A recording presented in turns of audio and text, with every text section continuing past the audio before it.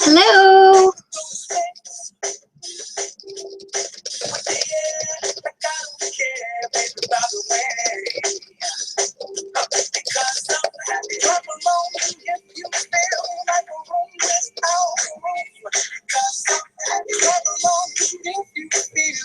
Are you guys seeing me?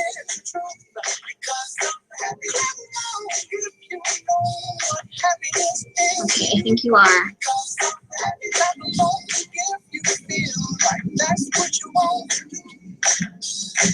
Just having a little dance party before we get started. Yay, good, you see me. Yes. Please tell me if you can't hear me or if you can't see me, please tell me in the chat box so I know I'm not talking to a wall. Yes, I've got some music going on. I've got Pharrell Williams with Happy. And if you guys aren't at work right now, you can dance along with me.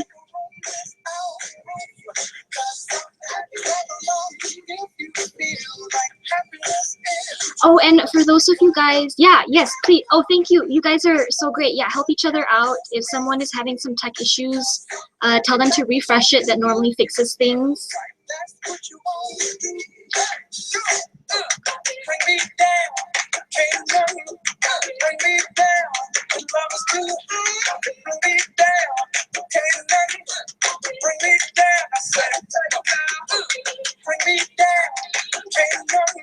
And I would actually stand up and dance, but I'm still wearing my pajama pants that totally doesn't match with my top, so I'll spare you, okay?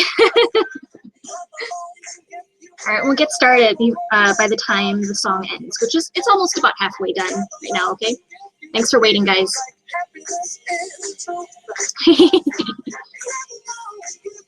Yes, we did get snow here last night. I think not like a whole foot or anything, but it was sticky snow, and it's kind of melting away now, and it's just crazy, crazy. Weather in Minnesota is crazy, but I kind of like snow, so that's fine. Freya, my jammy pants are from the thrift store, and I've got some really cute ones with like piggies on them and like Christmas cookies on them, but the one I've got on now is super boring. I don't think they're even meant for women. I think I've gotten like some men's pajama pants on. I'm not sure. It's kind of weird, but it's really comfy, so that's why I'm in it.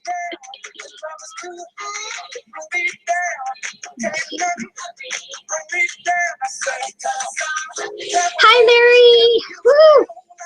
Yeah, bring your coffee. I've got 2 water bottles just in case, because I think this is going to be kind of a long workshop and I don't want to get dehydrated or anything, but I might need a potty break after all of this water.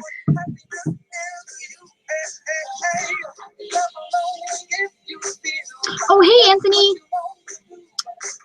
Other people are hearing me, so make sure the volume's set to high. Make sure you have volume turned on. Check your earbuds, check your sound, make sure your volume is turned on, okay? Because other people can hear me. Oh my God, but I guess I'm talking to you and you can't hear me, so I guess forget it, never mind. I hope someone can help you out, okay?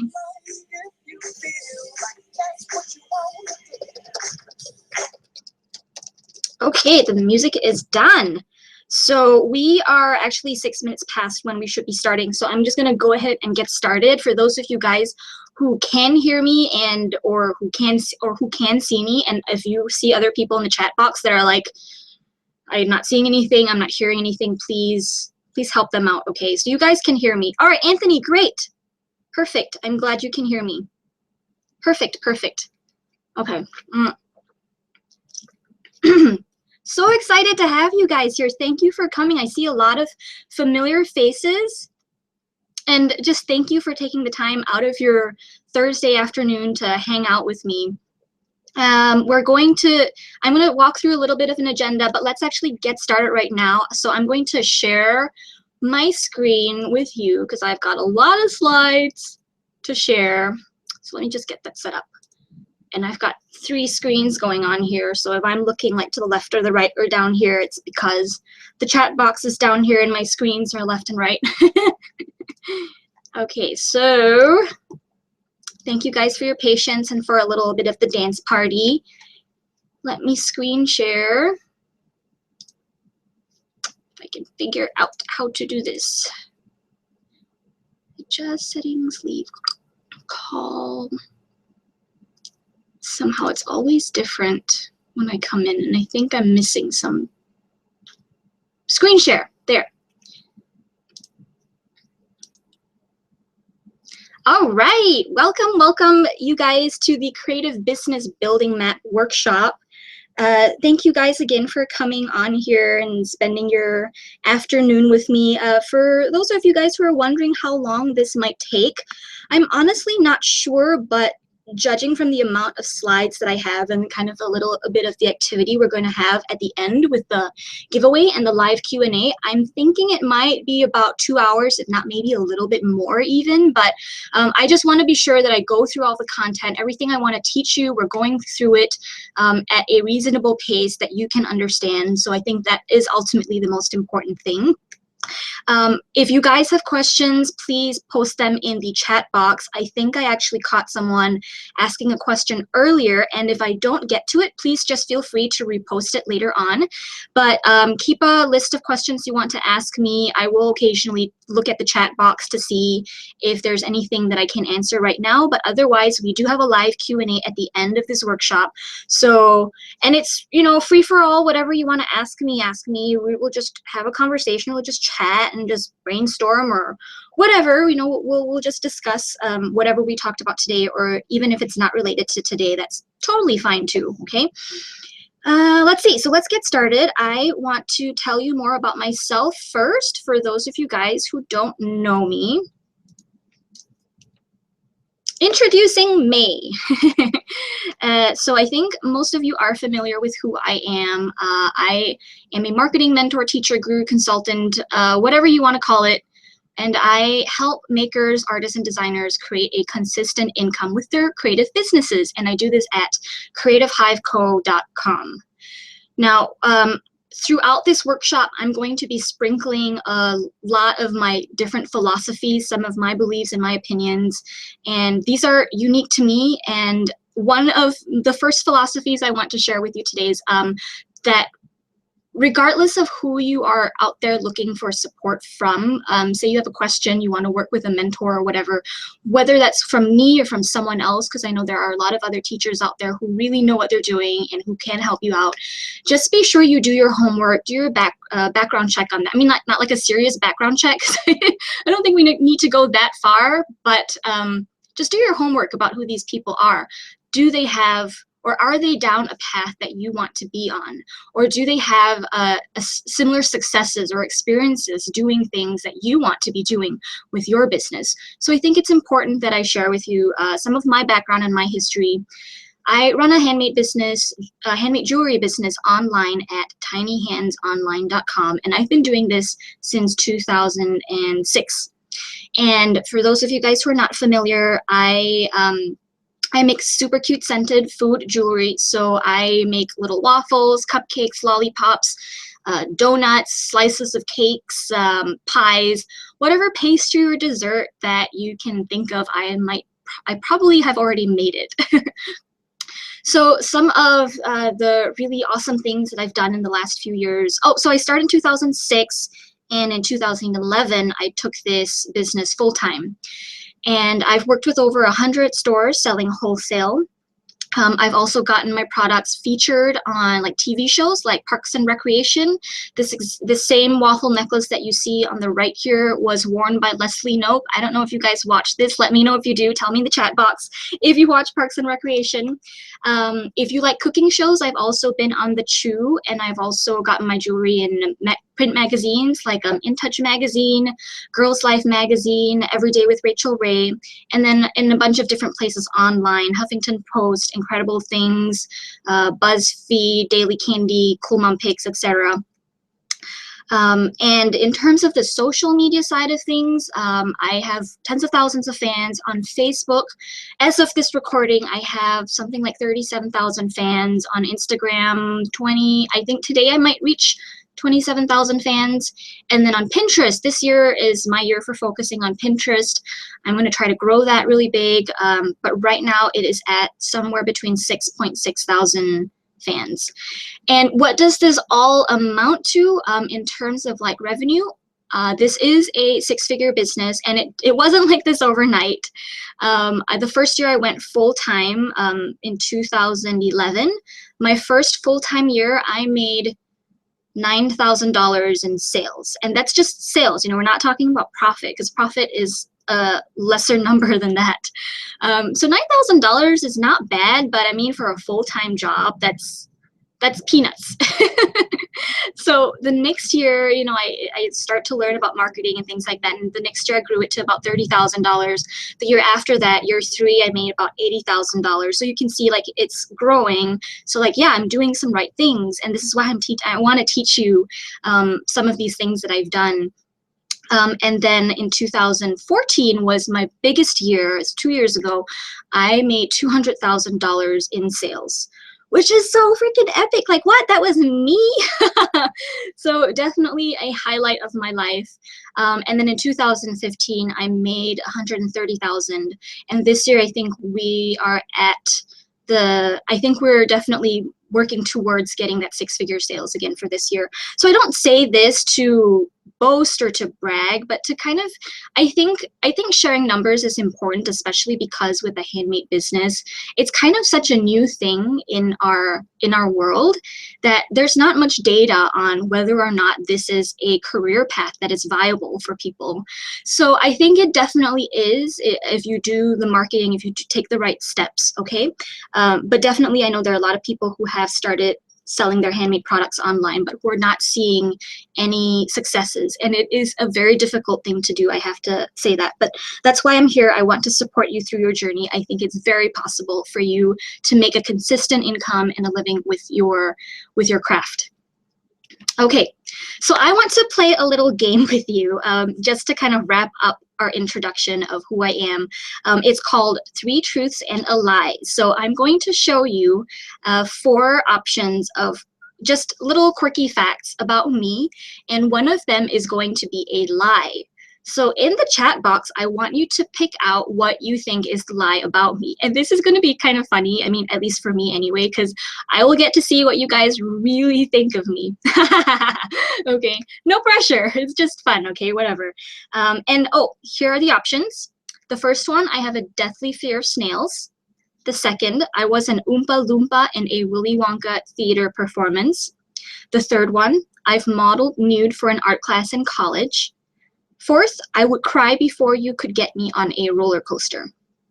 So there is a 30-second delay between when I'm actually talking and when you're actually hearing me. So I'm going to keep going just for a little bit, and I'm going to wait for you to type in what you think is the lie in the chat box, and then I'll check back on that. But here's a picture of me. I've had long hair for most of my life, but after I got married and had the wedding reception, I cut off all my hair. And this was me and my husband took the picture of me in Universal Studios in Florida, our first time there. And it was so much fun. And for those of you guys, I mean, you know I love food for obvious reasons. I mean, my whole business is in making jewelry that look like food, right? So at Universal Studios, I saw this donut store, and it's like a Homer Simpson's donut store, so tons of donuts. And when I saw this huge pink donut with rainbow sprinkles on top, I was like, how do you take a picture of me? We got to buy this so I can eat it, and I'm going to post it on social media. But anyway, so and yeah, I'm a super goofy person. If you spend like a day with me, I'm just really goofy. I'm weird, I'm awkward, whatever. I mean, we all are in our own way, right? All right, so what are you guys saying in the chat box? So some of you guys are saying that the lie is snails, modeled nude. Nix is saying I've modeled nude in art class. Anthony modeled nude. Roller coaster nude, model Oompa Loompa, modeled nude, lie snails, roller coaster. Freya posing nude. Oops, sorry, typo there. Ha! Thanks, Freya. Roller coaster number 4. It's kind of all over the place, but you guys don't believe it's snails, huh? Anyway, The three truths are 1, 2, and 4. So the lie is I've modeled nude for art class in college. So most of you guys are right, but like with the roller coaster, holy crap, I am so afraid of heights. And this was actually a true story. My husband and I were on a date really early in our, early days, and we went to a theme park, and he was like, let's go on a roller coaster, and he made me cry because I was like, no, don't make me go. Okay, anyway, hope that was kind of a little cute, fun tidbit about me. I have never modeled nude for an art class in college. All right, so let's talk about the workshop agenda. All right, let's get into business. The first thing that we're going to talk about is marketing basics and the rule of 7. Don't worry if any of this doesn't make sense to you right now. This is just, the agenda is just meant for you to have an idea for what we're going to be talking about today. It will make sense once I get to it, I promise. And then marketing and you. And then our next segment is what form of marketing should you focus on? Yes, we will actually be talking about that today. I think that is a question that you guys are always thinking about. I'm thinking about this from quite often, actually. The big picture business plan, I think, sorry, sip of water there. The big picture business plan is something that we will be talking about. I've got a really cool flow chart or a map that I'll be showing you. And actually, if you want to get it as a download and print it out, I don't have a link for it yet, but I'll email it to you after the workshop is over. And then we're going to be talking about email marketing strategy, because I think you guys have a lot of questions about that.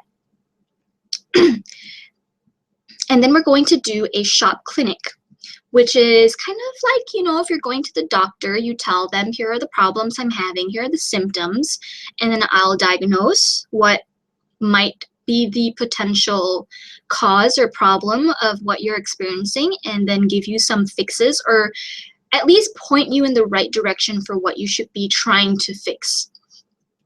And then at the end, we'll do the giveaway and the live Q&A. Okay? Let's see. All right, so let's get started. What is marketing? And for those of you guys who are like, oh, I already know this stuff, I already know what's marketing, please bear with me. I just want to make sure we get everyone on the same page. And this is my definition. I didn't look up like a dictionary definition or like a small business definition for it, but I think marketing is the stuff that you do to get the word out there about your products and your business. I think marketing is a very general term, and it is not synonymous with social media.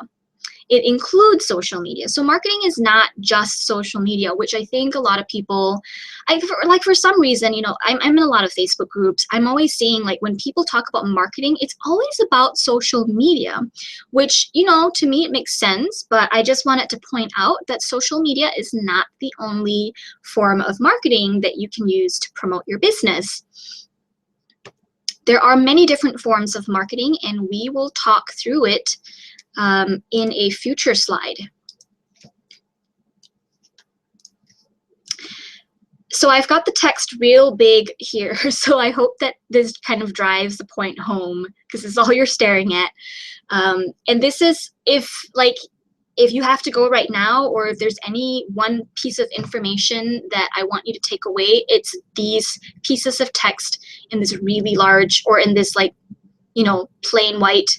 Here's one sentence. I want you to remember this. So just like with apple pie recipes, there are many right ways to do marketing, but there are definitely good and bad ways. So, and I draw a lot of parallels to food, because I do think it's true. If you are a baker, if you cook, if you've worked with recipes before, you've probably experienced working with recipes that created an apple pie or a chocolate chip cookie batch that just didn't turn out very good. But there are many apple pie recipes out there in the world that could be good. And it's just like with marketing. There are many right ways to do marketing. And what I'm going to be teaching you in this workshop, it's not really any one way. It is one way to do it. A lot of people will follow this kind of process that I will be talking you through. But you will find other people out there who will preach and who will teach different strategies, which is fine, okay? There is not like just a one right way. There are many right ways to build a business online. But I want you to be aware there are definitely good and bad ways to do marketing. So if you're not having success, there's something in your process that you're not doing right, and we need to fix that so that you are doing good marketing, okay? Now, this is the fundamental marketing rule that I want you to take and put in your brain and remember for the rest of the time that you are running your business, which can be for the next 20 years, 30 years, however long you want that to be. The rule of 7 states that it takes 7 touches or 7 points of contact or 7 points of communication before someone buys from you.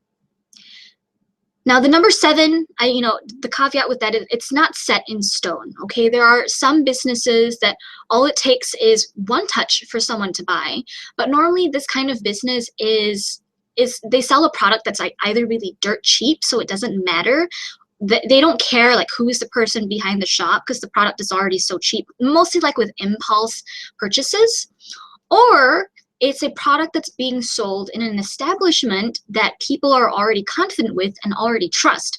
So like with Target or like with Barnes & Noble, for example, really big companies that you're already familiar with.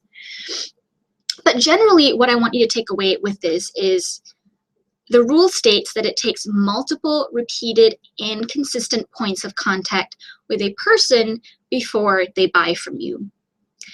So this is the fundamental marketing thing that you need to know when you do marketing, okay? Now, everything that I teach you from here until the end of this workshop will somehow tie in with this tidbit or strategy or tip or thing with this sentence, with this rule. And expanding on that, what that means then for you is that your potential customer needs to know, like, and trust you before they buy. Some of you might already be familiar with this. It's a thing that a lot of marketers like to say, know, like, and trust, know, like, and trust. People need to know you, they need to like you, and they need to trust you before they commit to handing over their cash to you for a product that you're selling. So here is the it's a flow chart. I like to call it a map, or I think really helps illustrate kind of the flow of how marketing ties in with making the sale. So what we are talking, I'll show you this again later, but what we will be talking about today in this workshop is kind of the marketing side, so the left side of this flow chart, and the middle part of email marketing and how that relates to the sale. Repeat customers, it's kind of interesting for you to kind of just look at if that is something that you're struggling with. Personally, I feel like getting repeat customers is more of an intermediate worry. I think for most of you guys who are watching, the first challenge that you're having is getting traffic and getting sales in the first place. The repeat customers is something that you think about after you are getting those sales. How do you get some of your past customers to keep buying from you so that you are making more sales? But we will be focusing on just the left side and the middle part of this map in this workshop.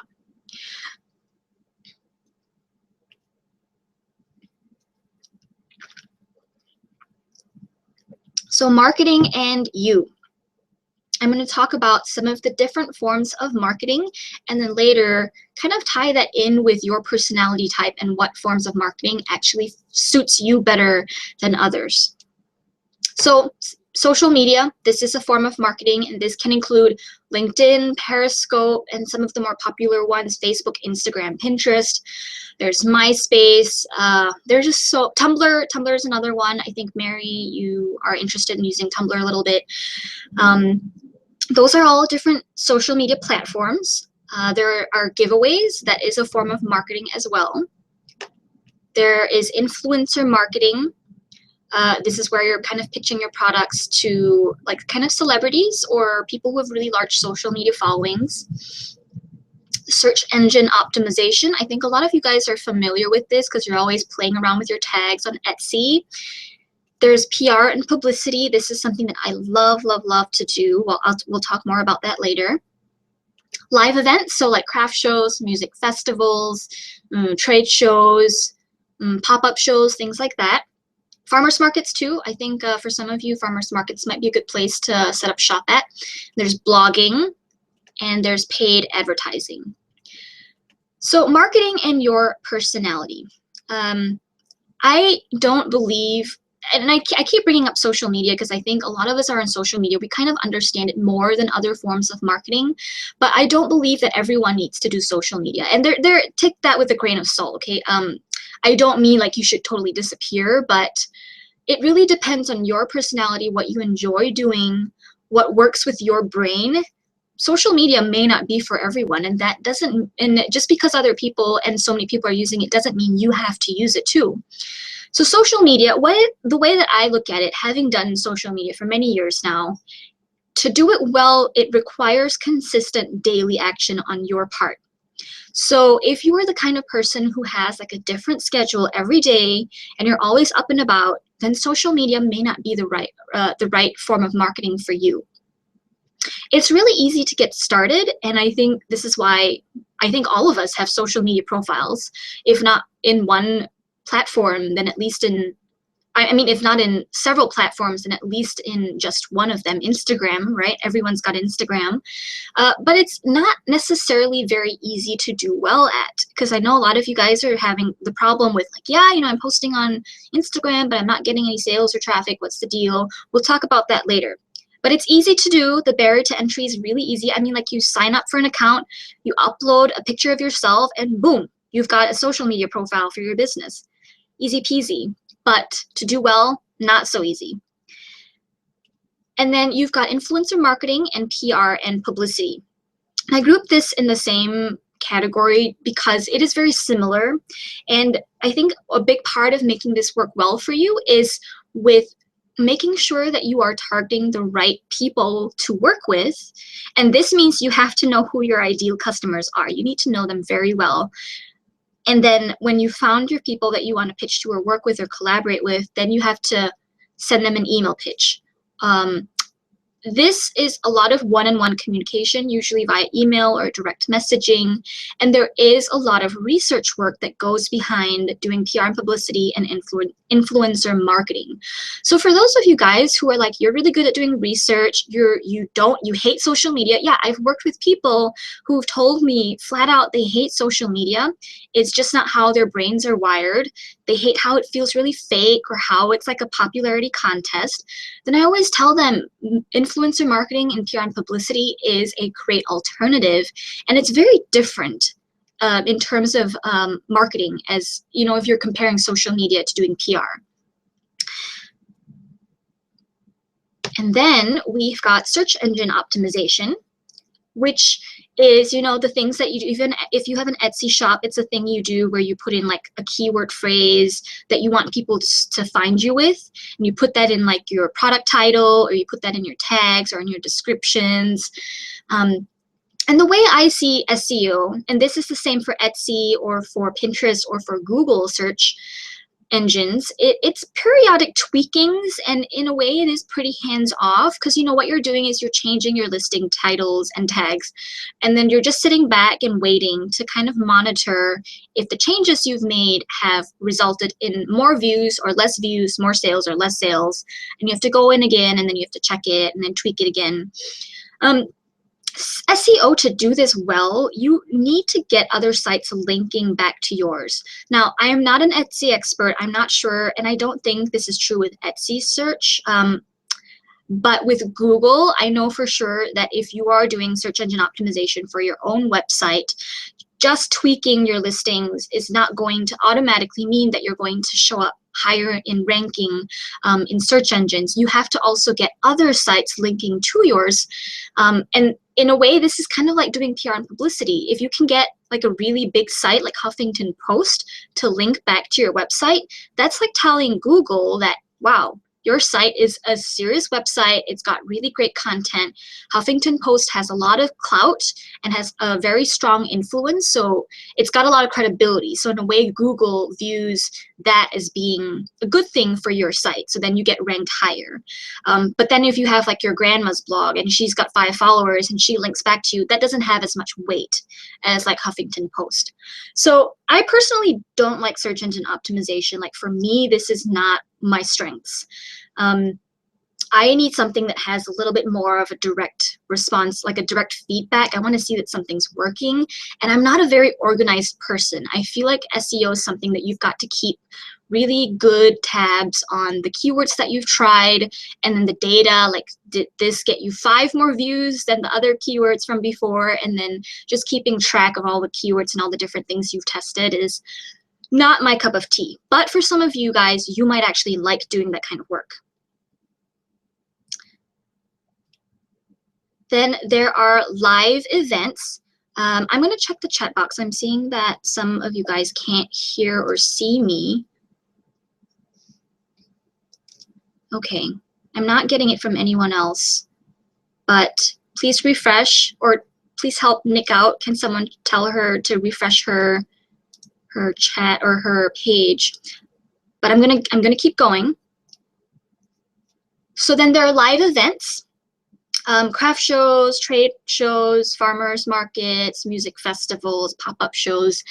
I feel like live events are really great for building a local following. So an example of me is I went to college in Wisconsin, and then I moved to Minnesota when my husband got a job, and I knew no one in Minnesota. I had no network. I was a complete transplant, complete stranger, had no friends at all. And I started doing and applying to host, I'm sorry, mixing up with trade shows. I started doing craft shows in Minneapolis. And after like 2 or 4 of them, I started building a local following that do occasionally buy from me online. But honestly, trade shows, I swear, I don't mean to say that. I've been doing trade shows last year, but I mean craft shows. Craft shows, live events, music festivals, they are super tiring. They can be a hit or miss. And you can do as much research and homework checking out to see if a craft show is a good fit for you, but you won't really know if it's good for you until you've tried it. You know, you never know until you try it. But it is very tiring. You have to get up like in 4 in the morning, 5 in the morning. Sometimes you need to travel to one if you live in a smaller city. With live events, I found it doesn't really help you build your online business, because I've met a lot of other makers who, like, their entire business, all they do is show after show after show. They do like 52 shows a year, which is basically translates to 1 a week on average, which is a ton of shows. But then they come to me and say like, well, it's really tiring. I want to do more online now, but I have no online presence at all. How do I translate this to an online business? And then with craft shows, live events, you need to be kind of turned on in a way. You need to be a people person, or in a way you need to be good at retail.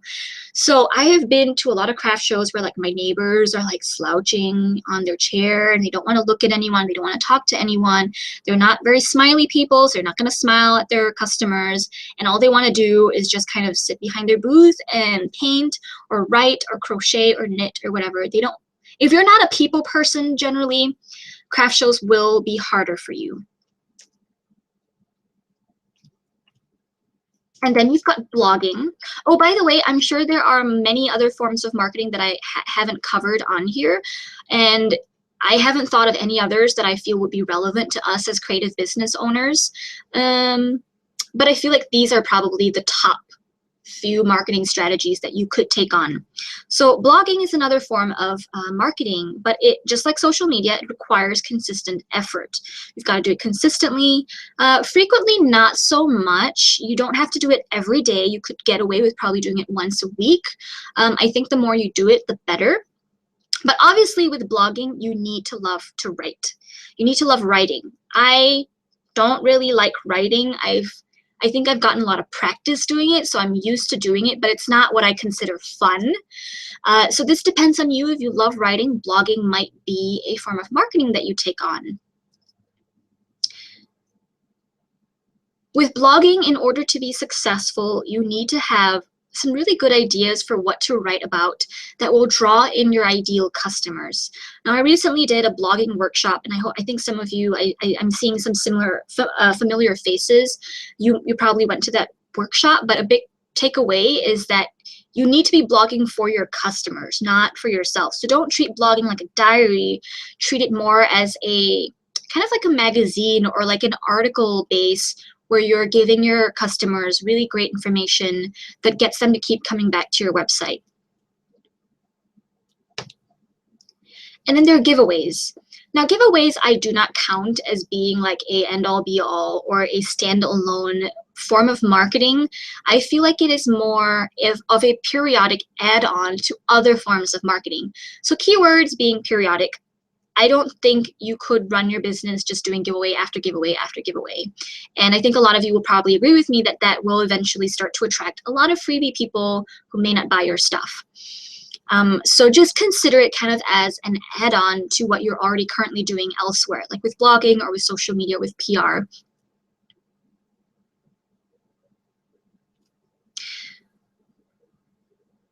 The last one I have here is paid advertising. Paid advertising, I think in our Facebook group, I'm seeing that there are a lot of people who are trying out paid advertising. So here are some of the tips and advice that I want to share with you. It requires a lot of testing and tweaking to do advertising, kind of like with SEO.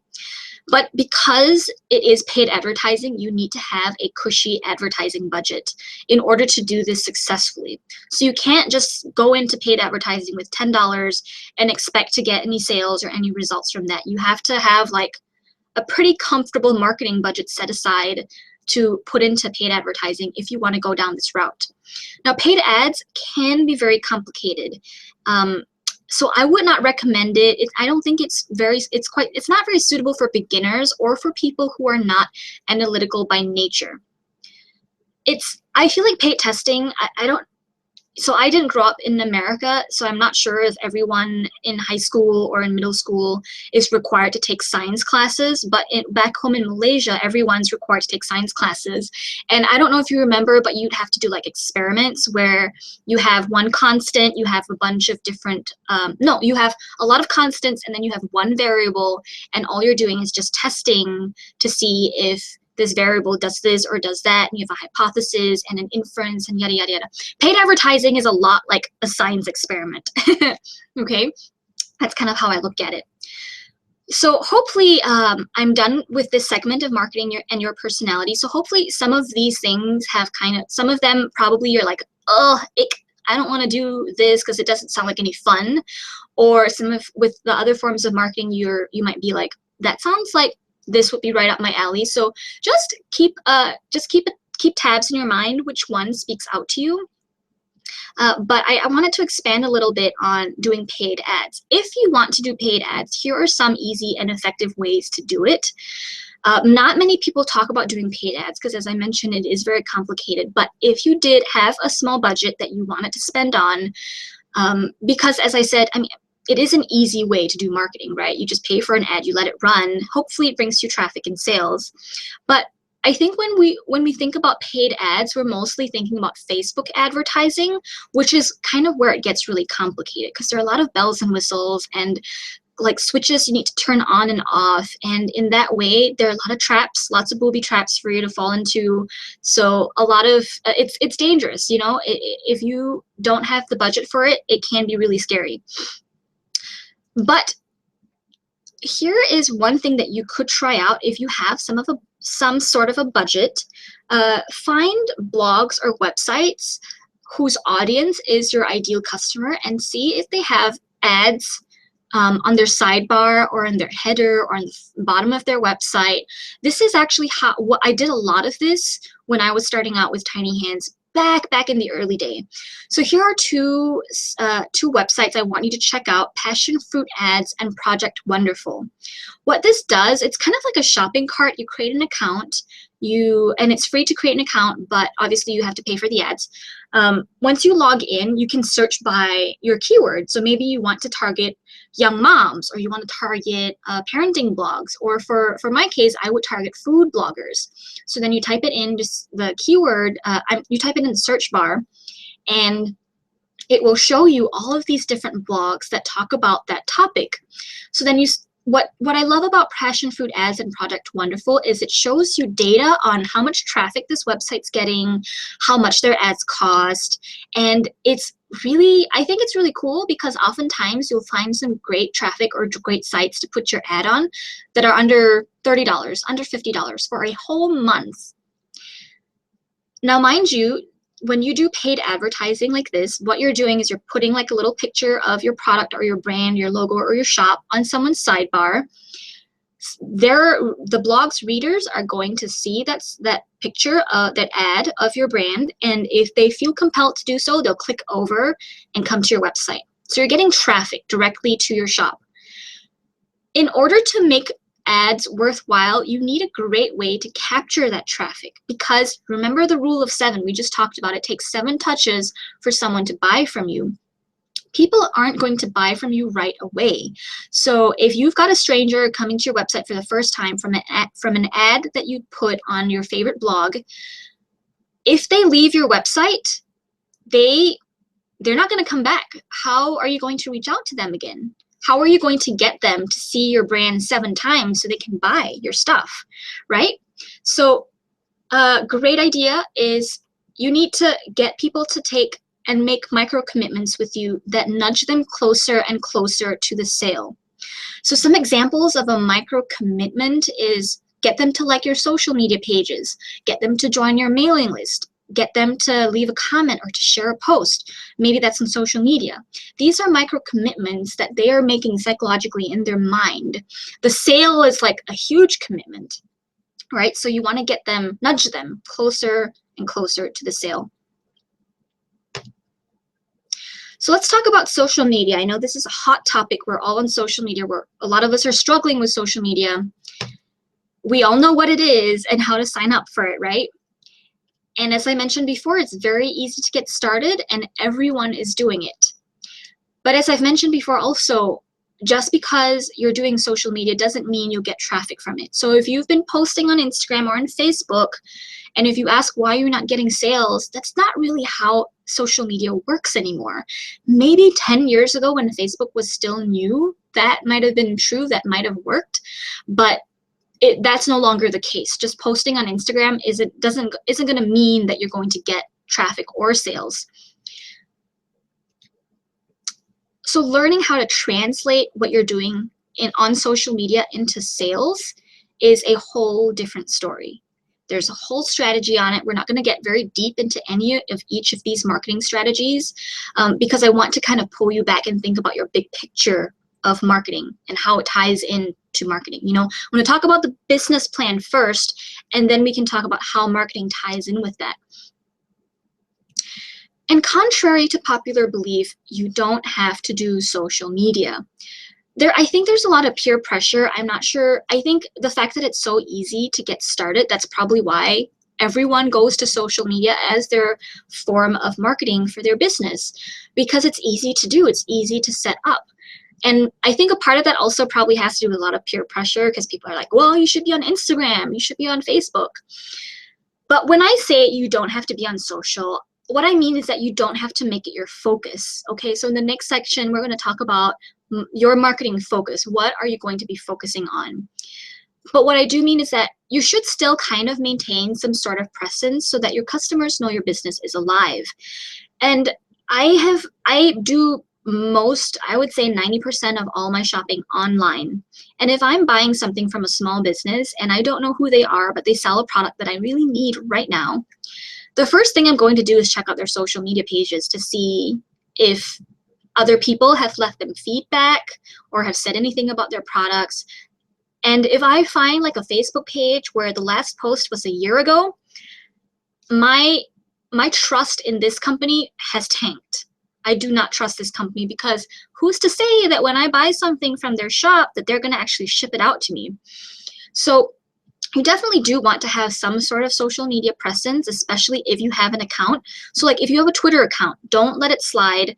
I would say like once a week is pretty good. And what you could do is set up like automatic scripts, kind of like if this and that. You might have heard of that, ifttt.com. It does things automatically for you, and it's free, where say for example you post on Instagram, you can tell it that once you post on Instagram it will automatically post to Facebook and Twitter for you. So that's a great way of kind of having some sort of presence but not really making it your focus. Okay,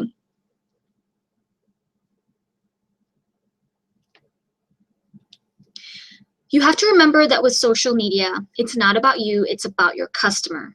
I preach this, I talk about this so much, okay? And ultimately, social media requires a two-part plan, which some of you are familiar with this, some of you are not. I think a lot of us are we have it in our minds that we need to get more followers, we need to get more followers. Or some of you are like, we need to get more engaged people.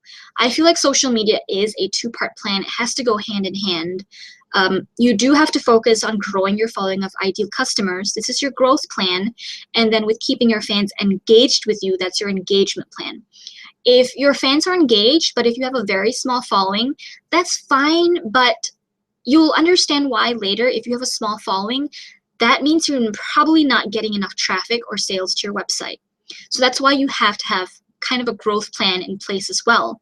Once you reach a certain audience size, let's say you have got like 5,000 people, 10,000 people, whatever that looks like to you, you can kind of slow down and scale back with the growth plan and then focus on your engagement strategy. But either way, I want you to think of social media as two parts: growth of finding your ideal customers, and then giving your fans content that they want to see so that they will stay engaged with you.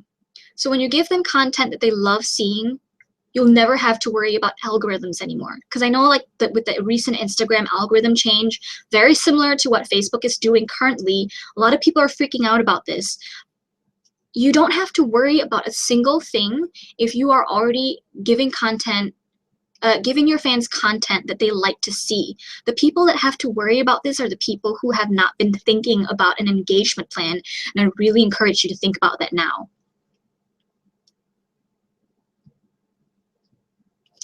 So what should you be focusing on? This is a big question I know a lot of you have, and it's overwhelming to think about social media in itself and all the different platforms you could be on. I mean, I already listed like 6 or 7 of them, right? Which one do you choose? But I want to mention, don't let anyone bully you or peer pressure you into thinking that you need to do social media to build a standout business online. When my business was picking up, when I went full-time, social media wasn't even my focus. And I know a ton of other makers and designers who run very, very successful businesses with hardly any social media or online presence. Okay, so just keep that in mind. Social media is not your only option. It is a great option, but not the only one.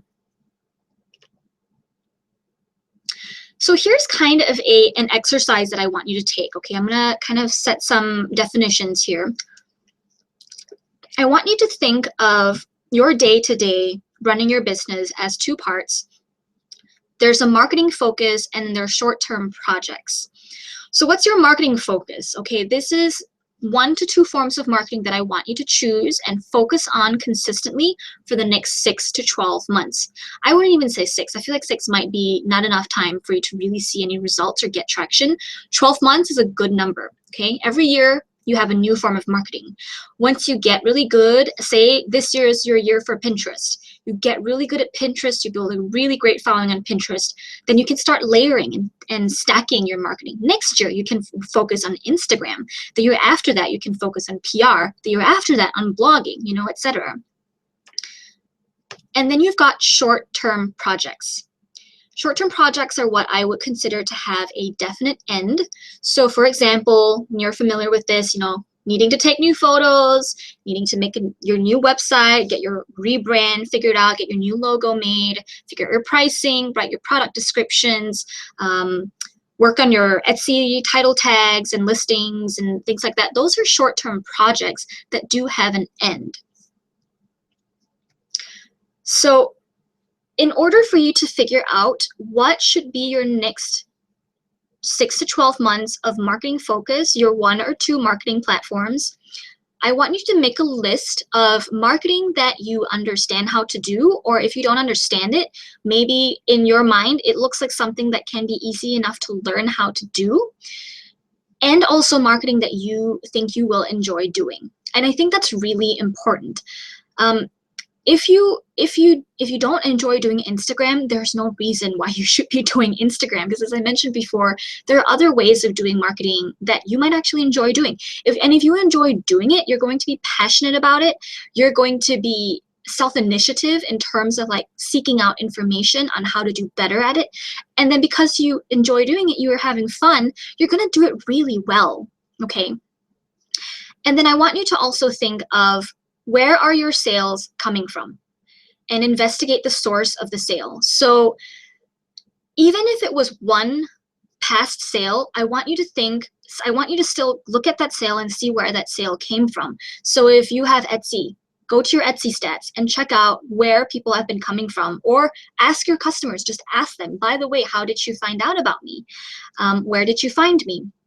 If you've got Google Analytics, sometimes that it does require some setup to get that data to show up for you, but there are ways for you to figure out where your sales have been coming from. So make a list of that. Maybe it's been coming from Google search, maybe it's been coming from Pinterest, maybe it's been coming from a specific blog that you were featured on. So make a list of that, and your marketing focus is going to be the intersection of what you enjoy doing, what you think you might understand how to do really easily, and where your current sales or past sales are coming from.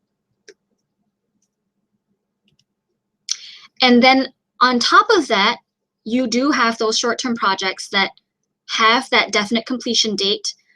So in your day-to-day, you're going to be taking better photos, you're going to be working on your website, but then you're also going to have your marketing focus that you will be working on every day, consistently, every day of every week for the whole year.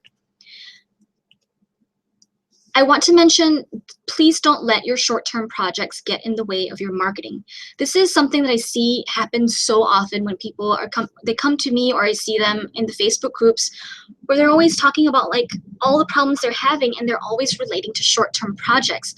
And to me, this means that you're focused so much on your short-term projects that you're not even thinking about your marketing.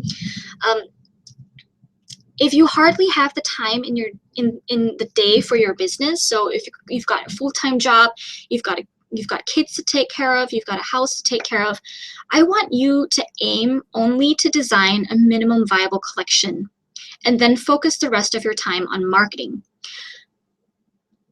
This is going to be hard for some of you to do, because as creatives, that's all we want to do. We don't care about marketing, right? That's the icky part that isn't fun for a lot of us.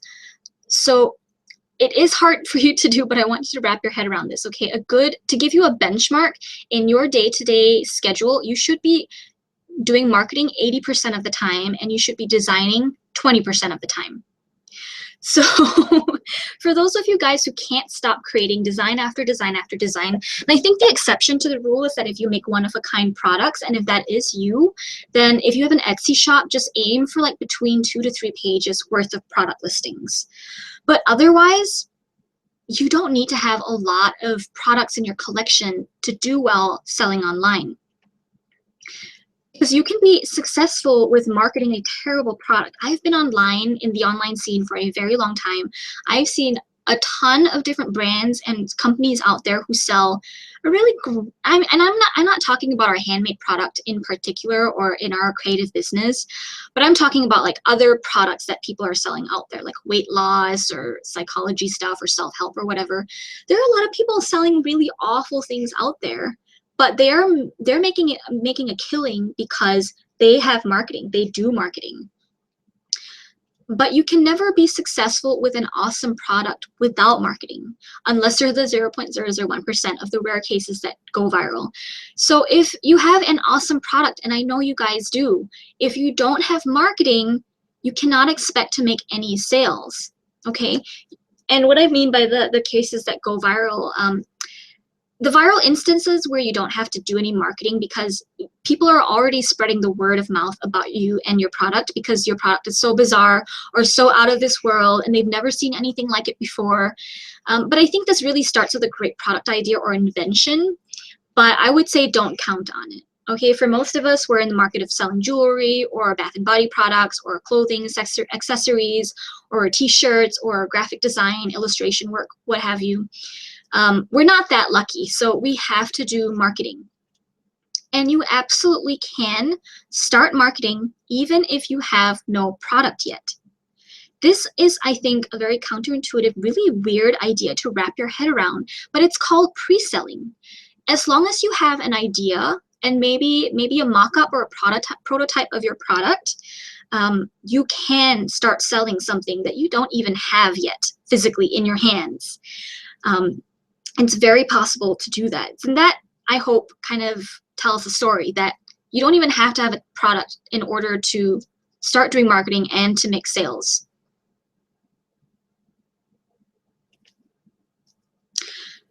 So by now, we've covered a lot of the marketing on the left side of this chart. I've briefly touched on a few of these things. As I mentioned before, this is not going to be a class that teaches you on any specific topic of marketing, but more of I want to talk about the big picture business plan, which is coming up next. So I want you to notice how with marketing, all of the marketing that you're doing on the left side, it kind of all flows and funnels into a mailing list. So we're going to be talking about a mailing list and how you see at the very end of that, well, not the very end, but the end of this middle section where the green part says the sale. This is kind of the flow that you should start to be thinking of when you are doing marketing for your business. So let's elaborate on that. So your big picture business plan. You need traffic to your shop in order to make sales, right? We're all agreeing with me on that. Before you make sales, you need to have traffic. You need to have people checking out your shop. And here's an interesting thing for you to know. Online shopping, which is I think what most of us are in, and we're in e-commerce, the standard, it typically converts at 1%. So what this means is that for every 100 people who visit your shop daily, you could potentially make one sale. Now, this conversion rate of 1% really depends on price. It depends on so many variables. It depends on the price. It depends on the perceived value of your product. It depends on the need and the demand for your product. Is this something that people actually need in their life? It depends on your shipping prices. It depends on the ease of navigation and checking out on your website. It depends on your site speed. It depends on the know, like, and trust factor. It depends on your pictures. So many things, so many variables that could cause this conversion rate to either decrease or increase. Okay, so we'll talk more about this later, but for those of you who are like, I just had a conversation actually with a client recently where she's saying like, I'm posting on Instagram and she's got like about 900 followers on there, and she told me, but they're not buying anything. So then I asked her, okay, go into your Etsy shop and tell me how many people you're getting to your shop every day. And we found out she made something like an average of 1,600 visits per month, which then when you divided it was like only 5.6 people showed up to her shop daily. Now you need to get 100 targeted people to come to your shop in order to make one sale. 5 people coming to your shop is not going to be enough. Okay. Now, as you focus on marketing your business, you know, we spent the big part of this workshop earlier talking about marketing, what is going to be your focus. What you're really doing, the goal with marketing is your goal is to get traffic to your shop while at the same time building up on the know, like, and trust factor between you and your potential customer. Okay, it's all about traffic. And going back to the rule of 7, what this means is that people will not buy from you right away. It's going to take time for them to make that commitment. And in a way, it's kind of like dating, right? You don't just meet someone on the street for the first time and ask him or her to marry you because they don't even know you. So get them to make micro commitments with you. Get them to be your fan on social media. That's a micro commitment, as I mentioned earlier. But social media is very much out of your control, and this is this has become very real since Instagram released its news recently with the algorithm thing. Social media is out of your control, and your posts don't even get seen all the time, even if you do have a very engaged following. So people check their emails though, so get them on your mailing list. And this is how we're going to segment into working with an email list strategy. But what I want you to think of doing from here on out is to get the traffic that you're doing from marketing to your email sign-up page. Now, I know this is counterintuitive because you're probably compelled to drive traffic to your shop so people can buy instead, right? But then again, remember the rule of 7. People aren't going to buy right away. So if they're not going to buy right away, what is probably better for you? Get them to make those micro commitments, get them to sign up for your email list, and then we'll make the sale through your email list, okay? So for example, like your Instagram bio, there's the one clickable link. Instead of linking that to your shop, link that to your email sign up page, okay? So let's talk about email marketing.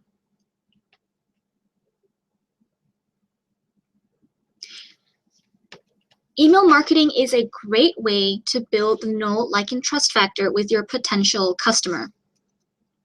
And as I mentioned before, not everyone checks social media, and nor do you reach 100% of all your fans on social media. But they absolutely do check their emails. And it's very easy to get started. There are plenty of other options out there besides MailerLite and MailChimp. But for those of you who are just getting started, MailerLite is a good option. So is MailChimp. MailerLite is free up to your first 1,000 subscribers, but it does have a feature that I really encourage you to use that MailChimp doesn't have until you start paying them. MailChimp is free until you reach 2,000 followers, but in order to get this feature that I'm going to talk about later, you have to pay like an extra $10 a month or something.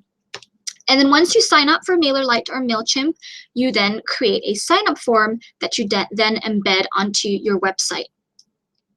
Now, for those of you guys who are wondering what this giveaway is going to be about at the end of this workshop, this is it. So for those of you guys who are kind of scary or who think like the tech stuff's kind of scary and that you don't want to touch it, and if you've kind of done this before and it's really confusing to you, or even if you are tech savvy but you're like, I don't have time to set up and embed a sign-up form and embed it on my website, this is what this giveaway is about. I'm going to give away my time to set this up for you with a really cool, really pretty looking landing page so that you can start getting people signing up for your email list, okay? So hang on tight. We are going to get to the giveaway very soon.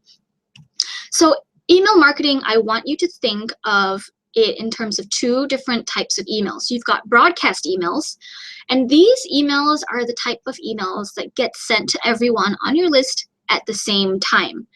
So for example, if you have a sale going on this weekend, you tell everyone about your sale, kind of a blast. Everyone gets a blanket email.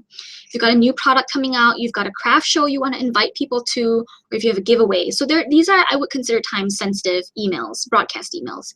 So for example, if you sent a broadcast email on Friday and I signed up to your email list on Saturday, I'm not going to get that email that you sent the day before.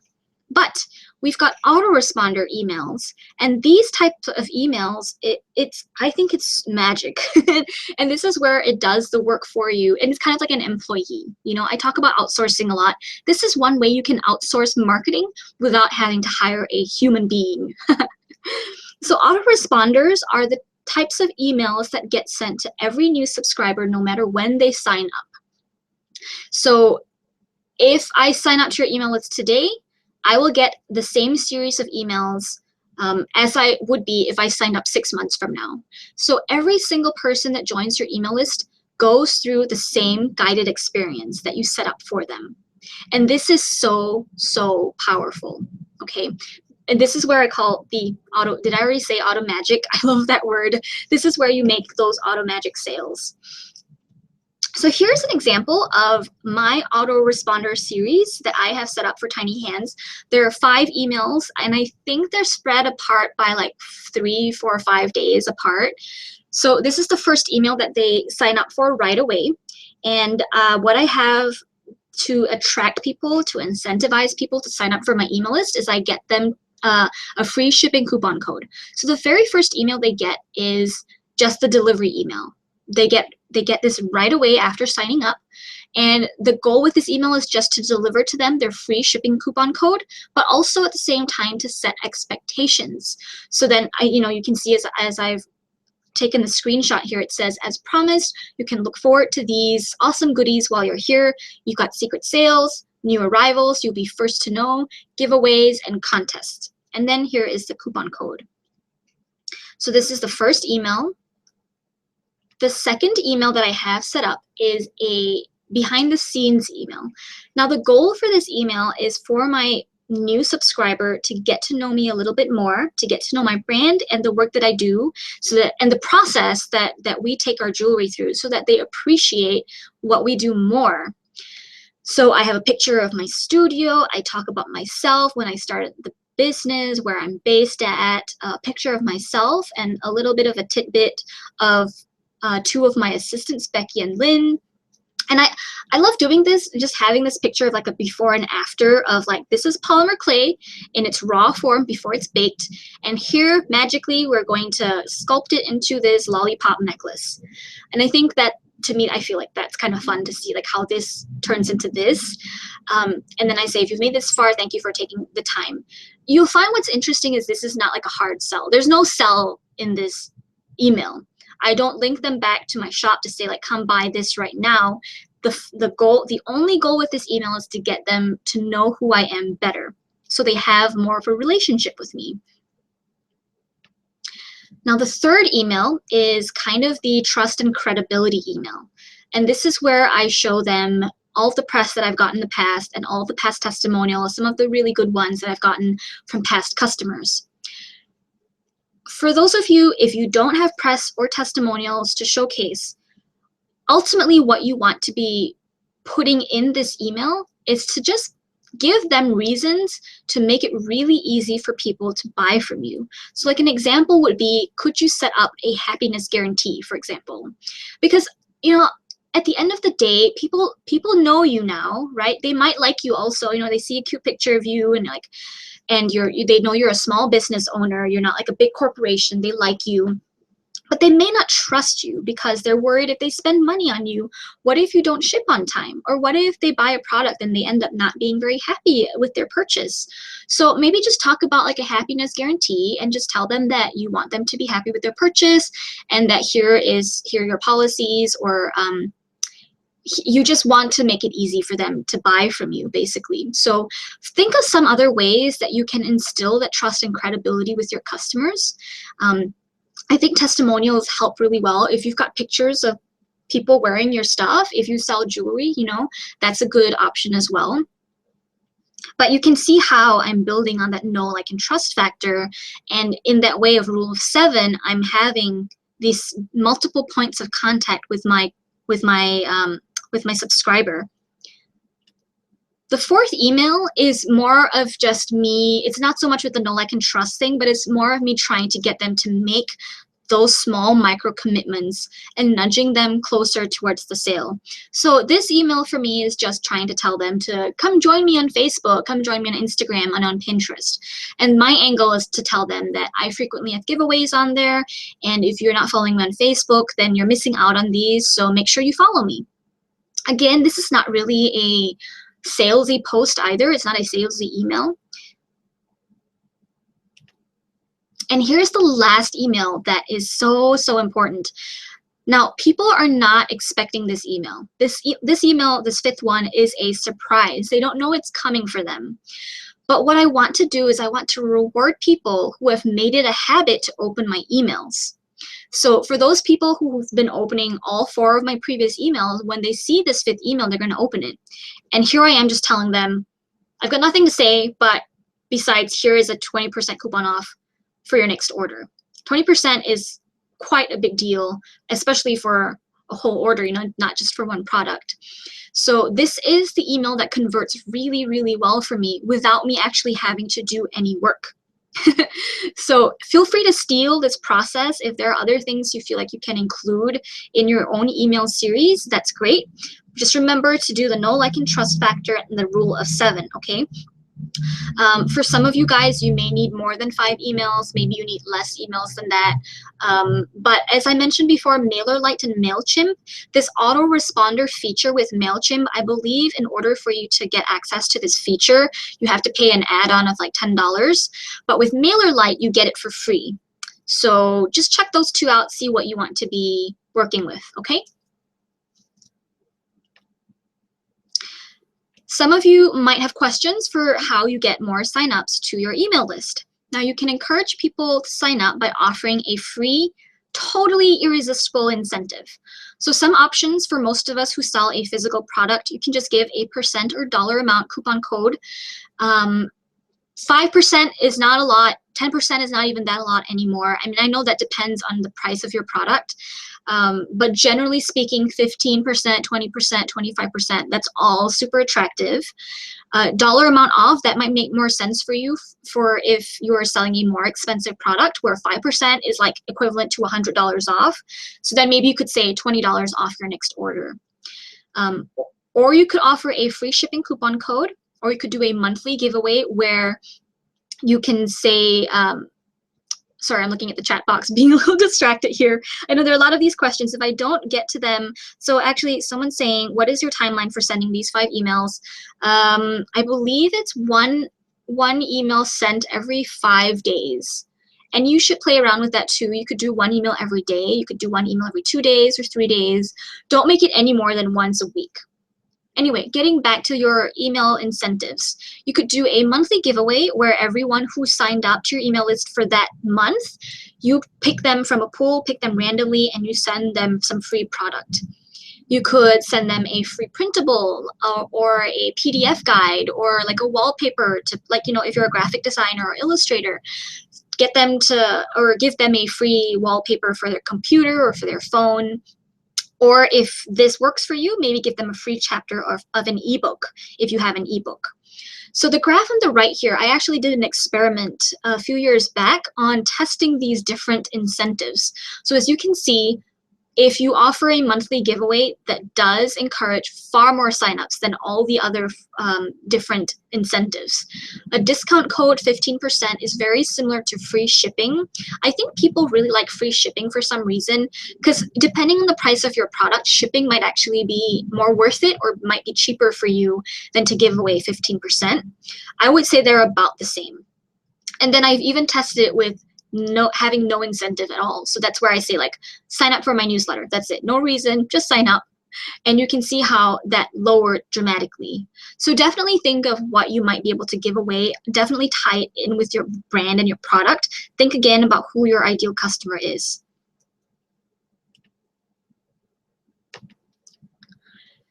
Now, direct traffic to your email sign-up form. I've mentioned this before. Instead of getting traffic to your shop directly, where you will lose them, you know, if they exit your shop, you're never gonna be able to communicate with them ever again. Instead, get them to make the micro commitment to join you in your email list. And here are some of the different ways that you can display your email form. And I've got this ordered by conversion rates. So landing pages convert way better than, say, a Facebook tab, for example.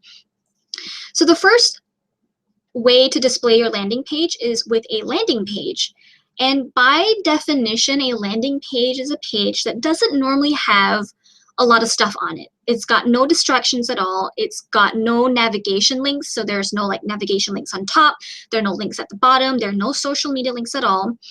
There's a very obvious action for the people who land on this page to take. There are not a lot of distractions to click on. So the real only 2 options that people have when they come to your page is to either sign up with their email address or to leave the site completely. The fact that there are so few barriers and distractions makes a landing page convert really well. And I've had landing pages that convert anywhere between 20% to 75%. What that means is that for every 100 people that visit this landing page, I could get anywhere between 20 to 75 new signups. That's crazy, right? So a landing page is what I'm going to help you make for whoever is the lucky winner for the giveaway, okay, at the end. The next most highest converting display way for you to display your email form is via a pop-up. Now, a word on pop-ups. There are two types of people in this world.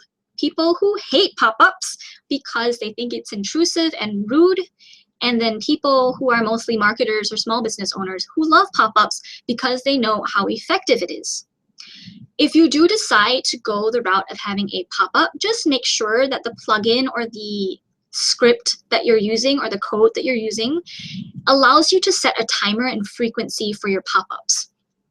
You don't want to show your pop-up right away. This is a big mistake that I see everyone who uses pop-ups make.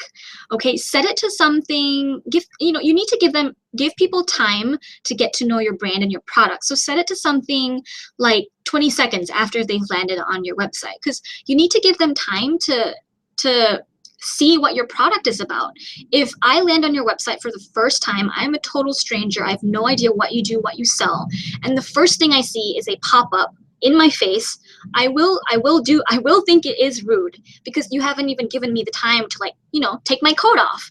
If you're getting to a party or whatever, I think in terms of pop-ups, there is a right and wrong way to do it. So make sure you can set the timer so that it turns on only after 20 seconds go by or 30 seconds go by.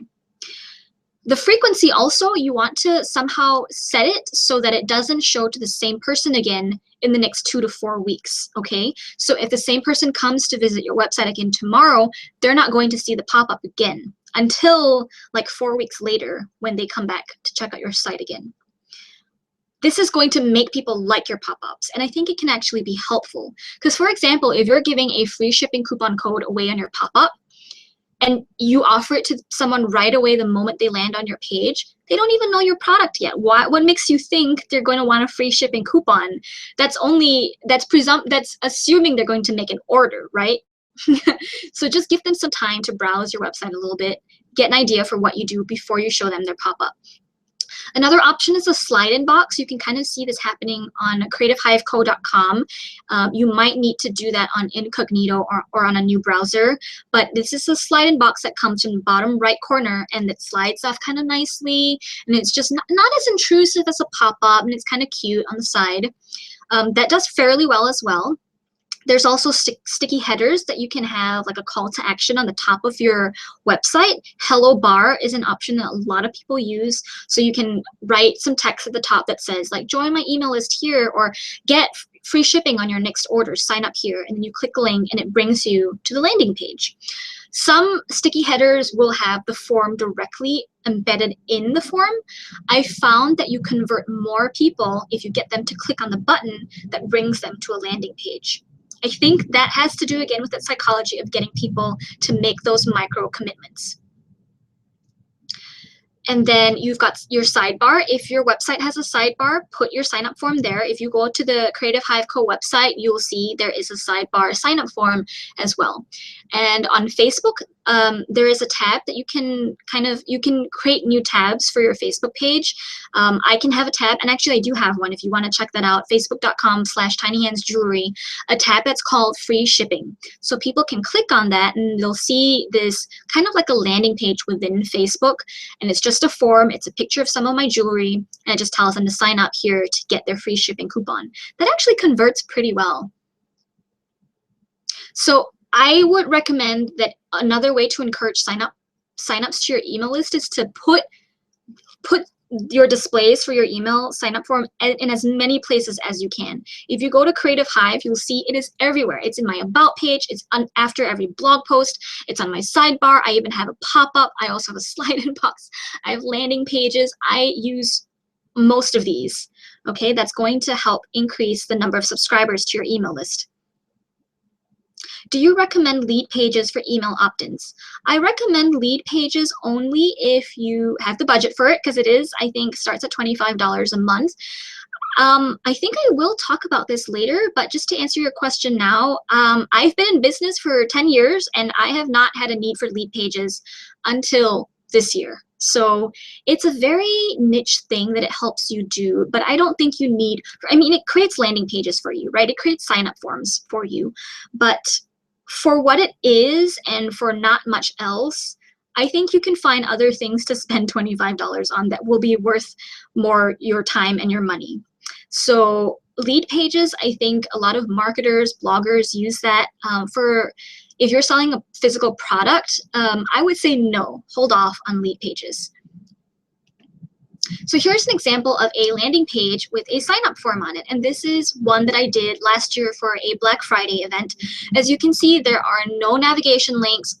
All there is, it's just a picture, my logo on it, telling people to sign up. Give me your first name and your email address. That's it. Simple pimple. And here's another example of a landing page that I created for Stephanie for free because she's a part of my membership program. And I'll talk more about that later for those of you guys who are interested. But if you're excited about our giveaway at the end, this is what I'm going to give away. Basically, I'm going to set up for you a landing page. You choose the background, you choose the text, tell me what you want it to say.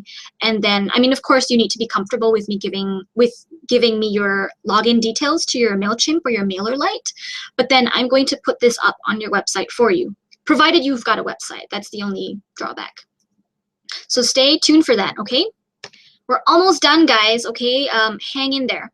So email marketing strategy. The next time you do a giveaway, also try my giveaway funnel strategy. I've talked about this in my Creative Live class, but I'm telling this to you now to participate. So next time you do a giveaway, you know how you get people to like tag a friend or write a comment or reshare this post or whatever.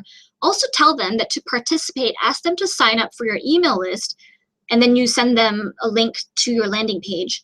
And the reason for this, you can tell them, is because you'll only be notifying the winners via email. Now, this is going to give them a very good reason to sign up for your list, okay? Now, when the giveaway has ended, then you send an email to all of the participants announcing the winner, and at the same time offer a coupon code that's only available or valid for the next 24 to 48 hours for everyone else who didn't win. Now, this is a great funnel strategy that can get you sales from a giveaway. So for those of you guys who are like, yeah, well, giveaways never translate to sales anyway, try this out next time you do a giveaway, okay? And let me know how it goes. Now let's talk about the shop clinic. Okay, we are going to diagnose your shop. Here are some of the frequently asked questions that I hear in our Facebook group, not just ours, but in other people's Facebook groups as well. So we're going to kind of like, you're going to a doctor, you're telling them your symptoms, and we're going to get to the bottom of what might be causing, say, for example, lack of sales. So are you getting targeted traffic but no sales? Because I hear this a lot. People are saying, like, I get traffic to my shop all the time, but why am I not making sales? My first question for you is, are you really getting enough traffic for that 1% conversion rate? And again, that 1% really depends. It's a variable, but it's a benchmark for you to use. If you're getting 20 people visiting your site a day, that's not enough to make one sale. You need to be working on getting traffic, okay? And if you are getting traffic, then my question for you is, why you're not getting any sales might be, then are you attracting your ideal customers with your marketing? So this is a big question with like Instagram or social media marketing. A lot of people attract other makers, and that is a huge, it depends on your, like my business with Creative Hive, I want to attract makers because that's who I help. But for most of us who are selling jewelry, you probably don't want to attract other designers to your website.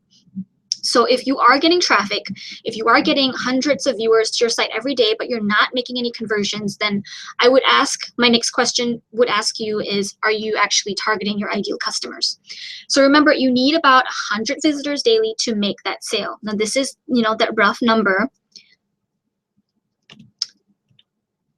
And if you are getting traffic, but no sales, and I mean like if you are getting targeted traffic of people who are your ideal customers, if you're getting them to come to your shop, but they're not making any sales, what you can do is work on increasing your conversion rate. So if you're not making that 1% conversion rate, maybe you are at a 0.01% conversion rate. But I have seen shops who have like 10% conversion rate. It's not unheard of. There are ways that you can increase that. One thing I want you to do is get a friend or a family member who has never been on your website in a while or ever, and get them to pretend to go through the process of buying something from your shop. Now, I want you to pay attention to the barriers in your site that is causing your friend or family member to be confused or to not feel interested anymore, because the moment there's a barrier that people come the moment that there is a barrier that people face on your website, they are very likely to have ADD and decide they don't want to go through with this. They're going to drop off from purchasing. They're going to leave your site. So one example could be that, you know, if someone's checking out, maybe they get to the checkout process and they see like shipping is $10 and the product that they're buying is only $2. And I know, I think we talked about this, Samara, I think it was your site where you were asking people to look through it. And I think when I went through the process of checking out your site, your hair bow ties were selling for like $2-3 a piece, and then I added one bow or hair bow tie to my cart, and I went to the checkout, and shipping for me, I saw it was like $7. And then immediately I was like, yeah, I'm not going to pay $7 on a product that's $2. So that is, you know, potentially one way or one reason why people will give up and quit on, you know, they'll exit from your site. They'll leave your site. And as I mentioned before, there are a lot of variables that affect your conversion rate. So your site speed is one of them. If your site doesn't load fast enough, people will leave without waiting for your site to finish loading. Another really simple but has actually proven to increase or decrease conversion rates is the color of your add to cart buttons. So make sure that that color is different from the rest of your site. So if you go to tinyhandsonline.com, a lot of my site has a lot of pinks in it, a lot of pinks and whites, but my add to cart buttons are green. That's the only color, the green is the only color green that I have, and nothing else in my website has that green color. So it's gonna really get people focused in on clicking on that button. And then, like, is your checkout button, is it easy to spot? Is it easy to get to? Basically, make it easy for people to check out. Do you require people to register for an account in order for them to make a purchase? Because if you do, that is going to cause your conversion rate to go down as well. Another thing is, like, do you show people enough pictures of your product? If you sell a $200 piece of jewelry and you only show one picture, I can guarantee you no one is going to want to buy that, because they don't feel comfortable. They don't feel they can trust what they're buying, okay? Another symptom, and this is like totally on the other side of things, is that you're not getting any traffic at all. And a cause for this is that you just don't have enough followers. So if you're on social media, you're on Instagram or Facebook, and you are doing your marketing on there, and you're saying you're just not getting traffic to your shop, well, a big part of that is that you don't have enough followers. So work on growing your followers. So like, I would say, like, even if you have 1,000 followers, like not all of those 1,000 people are going to click over to your website. I would say maybe one person every day might be interested to check your website out. So definitely work on getting more followers to your social media following, to your social media profiles. Another thing that could be possible is that you're not getting enough links back to your website. This can be either in terms of SEO, this can be in terms of doing PR and publicity, or doing joint giveaways, or doing guest posting, guest blogging for other people's blogs. But work on getting in front of other people's audiences so there is a kind of a path for people to find your shop. You know, people are going to find your shop because someone else linked to you. They're going to click on that link and come back to your shop. So this is, I think, is important, and why I like PR and publicity so much. Besides just getting in front of other people's audiences, but I actually, my very first feature was on like a kawaii blog that it still exists to this day, but now I can't remember what it's called. I think it might be like supercutekawaii.com. I was featured on there, I would say like in 2008, and I still get traffic to this day because there is a link back to my shop. So it's very important, okay? Working on getting traffic, that comes from your marketing. Get as many followers as you can, but remember that's a two-part plan, okay, for growth and engagement. All right, now it's giveaway time. Okay, all right, it's time for those of you guys who have to leave to pick up your kids. Thank you so much for hanging out here with me today. I hope you can catch the checkout. I hope you can catch the replay that will be happening in the next 48 hours. But we are having our giveaway right now, and here's how it is going to go down. There is going to be one winner and the prize is a email landing page setup that I will work on for them. So it'll look kind of like this, where it's a plain, no navigation site page. You choose what your background is going to be, what your colors and text is going to be, or if you don't want to choose, I can do it for you too. But then you're going to have to give me access to your MailChimp or MailerLite or whatever email service you use, and I'm going to create this page for you. So it's great for you if you're not tech savvy. It's great if you just don't have the time to set this up. If you have a huge list of to-dos, I can help you set this up for you so you can start directing traffic to this page. Now, I think the only caveat is that you need to have your own website. And if you don't, and if you win, let's talk about it, okay? I'm sure I can brainstorm some ideas for how you can have a page like this set up for you without having a website. So still feel free to play along. Now, in order to participate in the giveaway, I want you to choose a number between 1 and 100. So think of that number between 1 and 100. Now, I'm going to pick a random number, and the person who matches that number or who is closest to that number wins. I'm going to set up some ground rules before you put in your number, okay?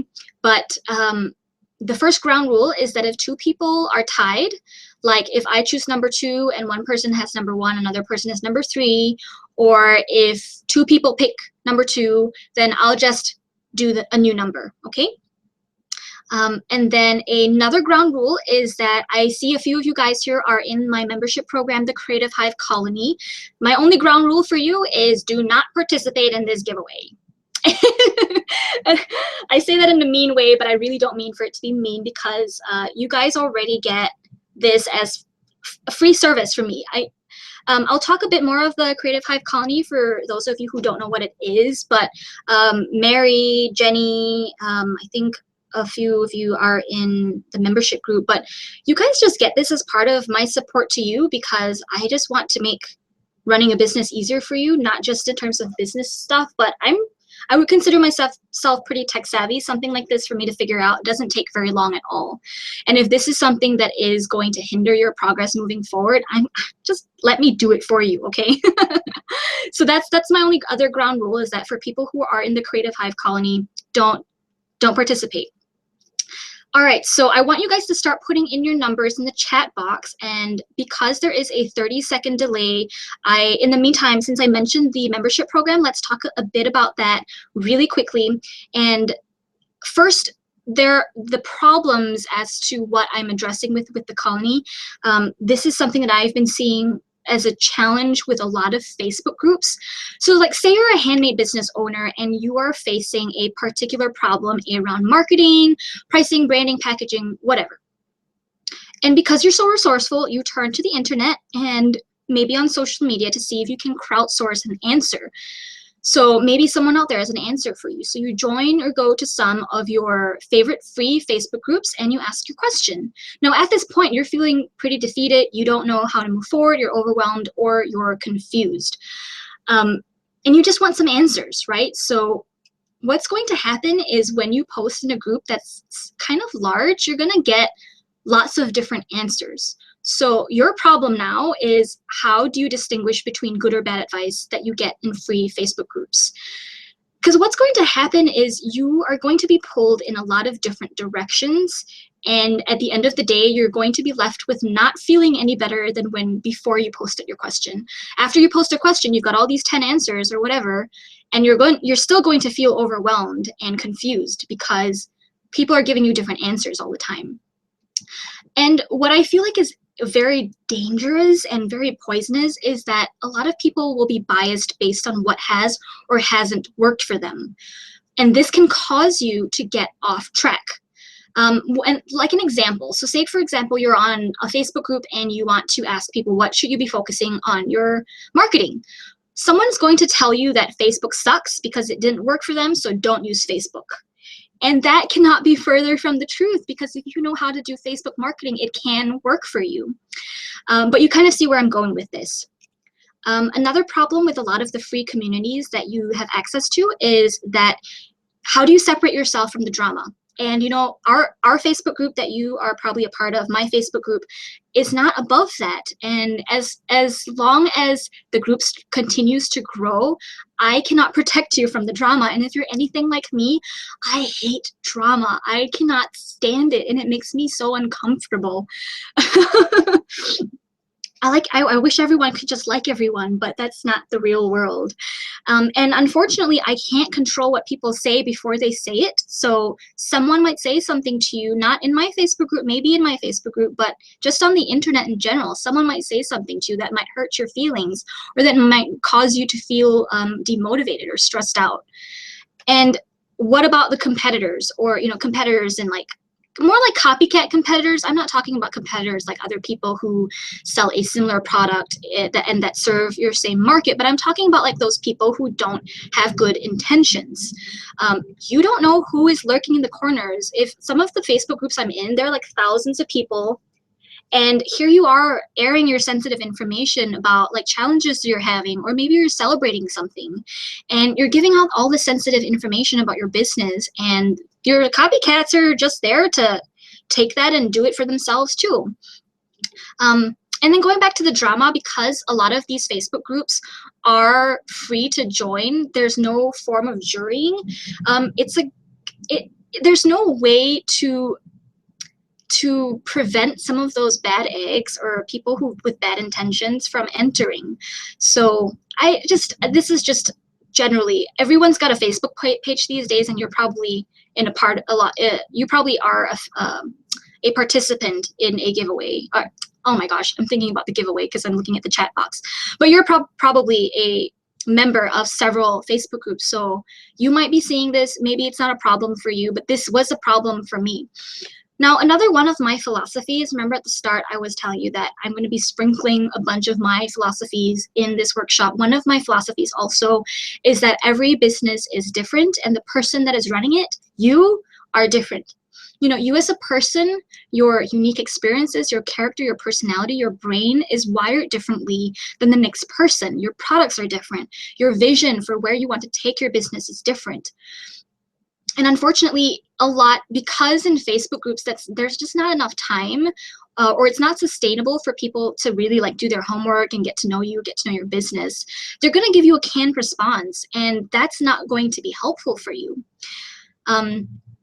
In some of the larger groups, if you are joining it and expecting an answer from the owner of the group because, you know, you trust them, you trust their knowledge, you respect their expertise, it's going to be really hard because, you know, an example with me with my Facebook group, it's unsustainable for me to respond to every question, to respond to every comment in a detailed and in a responsible way.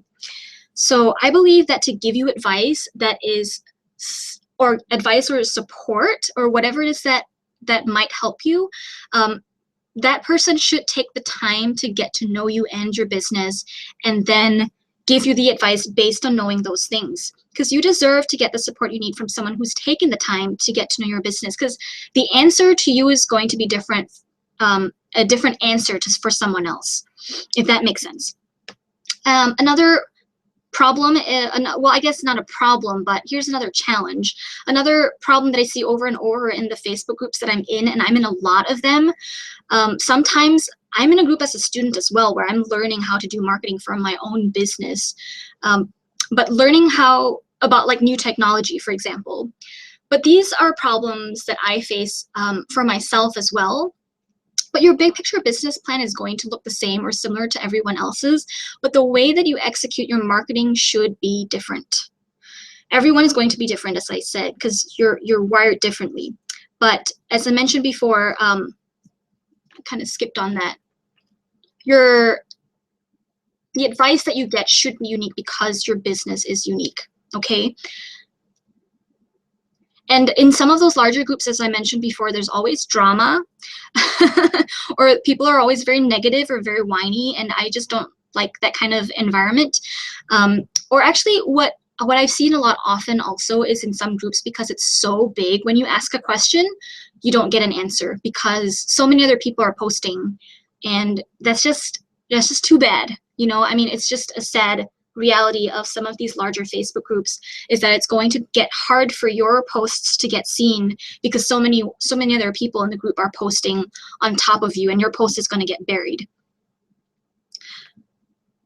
So you already know what you need to be doing, but how do you do it in a way that is effective and results in your sales? I think that's ultimately what we all want to know, right? You know you need to be on social media, but how do you do social media well? That's a whole other story. So the Creative Hive Colony membership is a membership program that I started this year. It basically, in a nutshell, it's a membership group coaching program. It's a jury group, so I check that your copycats or your competitors aren't already in the group because I want you to feel very comfortable, and it is a private group. I also check that you do at least have a website or a solid product line before you do join. So let's see, there are monthly group coaching live calls. So once a month we get together, just audio, me and all of you guys who want to attend. And then we just talk through any problems that you have, just, you know, open table, very in a very relaxed environment. And I go on for an hour, sometimes more than an hour, if more people have questions for me, if there's more to talk about. Sometimes we go over to 90 minutes, sometimes if I need to, 2 hours. And then there's also twice a month text-based live chat. So twice a month we'll get together and kind of like a chat box that you guys are in, and we'll just chat about whatever you need help with that week. What I feel like this is people have really been loving with the Creative Hive Colony is the 1 20-minute private call that you get with me every month. So I feel like once a month of a 20 minutes is perfect to keep you moving forward with your business. And you might think like 20 minutes doesn't sound like a lot of time, but having done a lot of these calls already, it's perfect to talk through just one challenge or one problem that you're experiencing. Another feature of the Creative Hive Colony is, as a bonus, you get free coaching with other guest experts. So I bring on other really cool, really awesome people in the industry, and you get to pick their brain. Not in a gross way, I mean, you get what I mean, but you get to ask them questions, and it's kind of just like an open table, again, discussion where you pick their brains. And so some of the guest experts that we are having on come talk to us. For example, Lisa Congdon, I think a lot of you know who she is. She's an artist and illustrator, and she's spoken in a ton of live events and super inspirational woman. We've spoken with Melissa Kaiserman, who is an Etsy shop expert. She's got like 13,000 sales on Etsy. She really knows what she's doing. We've got Larissa Loden coming on. She's a local jewelry designer, and she knows everything wholesale. She's one of those people where like she has no online presence or hardly any online presence, but she works with like over 100 stores, and she's got like 5 assistants at a studio outside of her home. So she's definitely in a serious business. Another guest expert is Bridget Salvin Burnt of Earmark Social, who, if you know who she is, she has a Pinterest account of 1.6 million Pinterest fans. And Bridget does sell handmade or illustrated work, so she is a creative like us. Peggy Lee, for example, she's been a friend for many, many years now, and she sells and makes designs jewelry, but she's gotten her jewelry in all of the main TV shows like Arrow, Gossip Girl, what are the, like, Nurse Jackie, she's gotten on that. I'm watching Nurse Jackie right now, but she's gotten her jewelry in like all of the TV shows that you're probably very familiar with. So she's very familiar with that kind of stuff. Another feature of the Creative Hive Colony is you get to win prizes for reaching your goals, which is really fun. So once a month, you tell me what your goals are, and I pick from the list of people who've told me their goals. I pick someone who has done really great with their goals, and I will send them a prize from their wish list. So when you join, you write your wish list, you tell me what it is, and it could be anything from like businessy things to like supplies for your business, or like a piece of equipment to do your jewelry work better, or it could be an e-course, or it could be like a membership to Creative Bug or Craftsy, for example, or it could even be like cleaning services for the days so that you can focus on actually growing your business. So that's kind of what it is in a nutshell. And some of the Creative Hive Colony members have gotten some really, really amazing results because I spend so much time holding their hands and giving them the support that I can. People have identified their ideal customer and how to find them on Instagram. Again, with Instagram, hashtag research, like I've actually given them, I've done research for them and customize it to your Instagram profile, because your hashtag research is basically the fundamentals to your entire Instagram marketing, basically. And having that feedback on what hashtags will work for your business is so invaluable. Rivka, another person in my Rivka, she's made her first sale on Instagram from being in the colony, and people have just reached more goals than they ever did before joining because of the accountability and the monthly prizes. I have another person, Julia, worked with TV celebrities. I don't know if you guys watch Teen Mom. I don't really, the only reality shows I watch are cooking shows. But Teen Mom, like this one person from Teen Mom has like over 400,000 followers on Instagram, and her daughter has an Instagram account with like 60,000 members. But so one of my members was able to work with this celebrity. People have improved their product photography. They've started building their email list. And again, remember, I do give you tech help and support on getting the stuff set up for you. And then you ultimately get personalized suggestions from me in terms of like influencers you should reach out to, blogs you should reach out to, wholesale stores that you should pitch to based on your unique business. So I'm very much a partner with you as if you are a member of this membership program. And ultimately, you do get that whole emotional and business support. So for a lot of us creatives that don't have like a network of artists in your hometown or whatever to talk to about this kind of stuff, it's really important to have that kind of support. So if you're interested, you can join us at creativehiveco.com/application. I did say it was application based, but I did mention you need to have a website or at least have a product line already set up, okay? If you're wondering about the price, it's $49 a month. You can cancel anytime. But I think the big thing that you do get out of this is those 20-minute private calls with me every month, okay? All right, so let's go back to the giveaway, all right? Thanks, guys, for sticking with me on that. So I'm going to pick a number. I'm not going to look at the chat box right now because I'm not going to be biased with this. I'm going to pick a number between 1 and 100, and the person closest to my number or who matches my number is going to win the giveaway, where I set up a landing page for your email list, for your email sign-up list, okay? All right, so I'm going to pick number 48. Okay, let me go into the chat box to see who picked 48.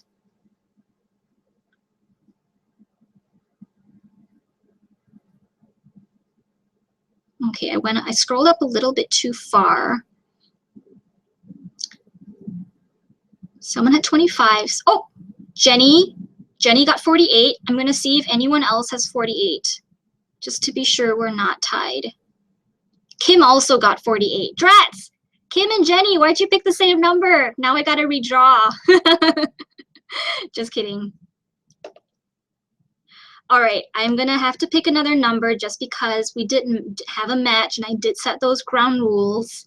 I'm sorry, guys. Thank you, April, for letting me know who was the winner and helping me out there. Okay, I'm gonna choose another number. I'm not gonna look. I'm going to choose number 15. Do we have any 15? I see Lizzie has 16, which is pretty darn close.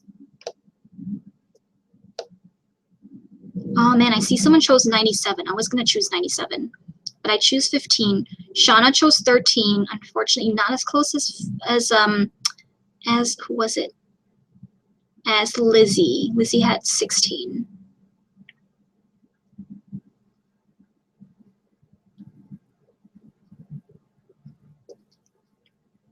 Lizzie, yes. All right. Well, you already know that's your favorite number. Close enough. So Lizzie is the winner for the giveaway. Congratulations, Lizzie. I'm really excited for you. If you could please send me an email at may@creativehiveco, and let me type that into the chat box. So after this workshop, send me an email so that we can talk about the details of setting this stuff up for you, okay? All right. Well, thank you guys for playing along with that giveaway. let's get into live Q&A. So I know it's already been almost 2 hours, and I'm going to stay for as long as you guys need me to. So let me turn on the camera again. Okay. And I know you guys have put in some questions already. I'm back! Oh, my hair's really flat. Poof it up a little bit. Whatever. Okay, all right, getting into questions. If you've got your questions, please post in the chat box below this video, and I will get to them, and I'll stay for as long as you have questions, okay? Oh, I do actually have a text chat with the Creative Hive Colony members at 3, so I do have, I guess, an hour and 10 minutes to hang out with you guys, but let's see. I'm going to scroll to the very top to see if you guys had any questions from there, because I think I did see someone had a question. I want to be sure that I answer every one of them. And if I don't get to your question, and if I missed it, just feel free to type it in again, okay?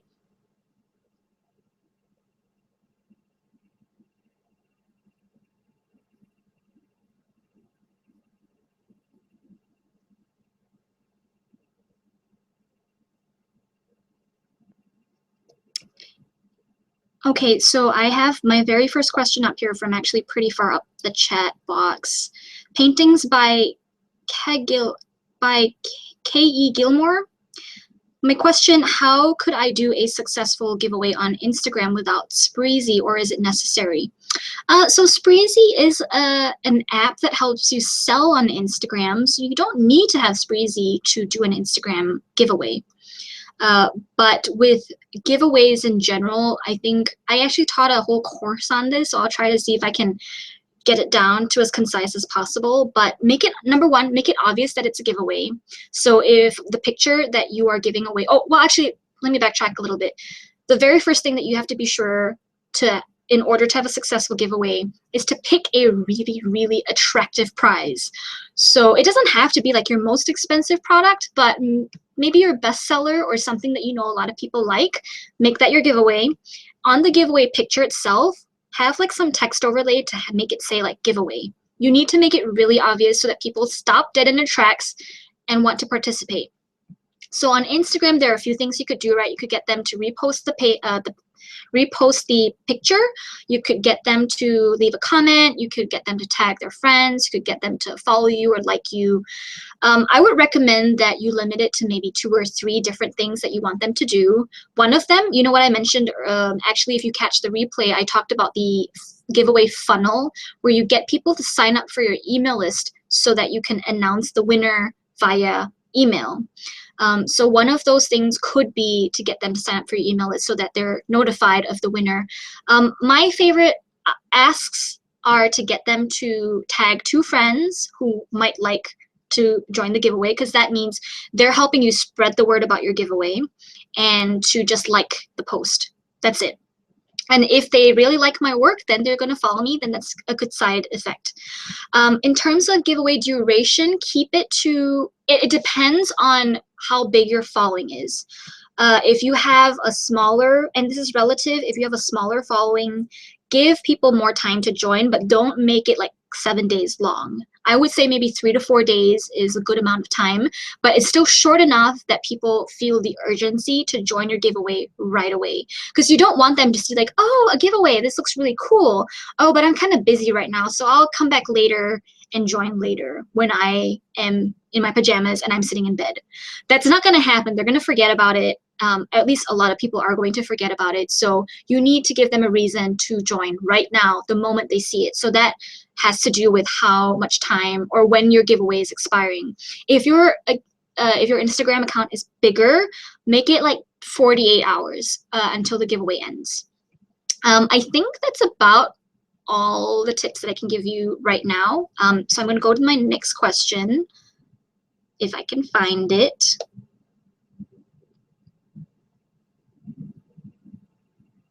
So I'm at the very beginning of the chat box.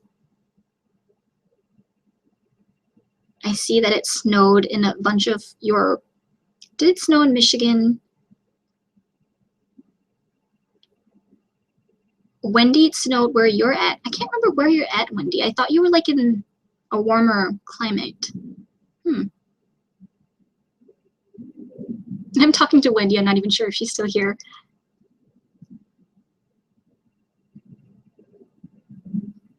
Okay, well, everyone's talking about the snow here. All right, I'm gonna go a little bit faster down the chat because everyone's just saying nude model, nude model, nude model.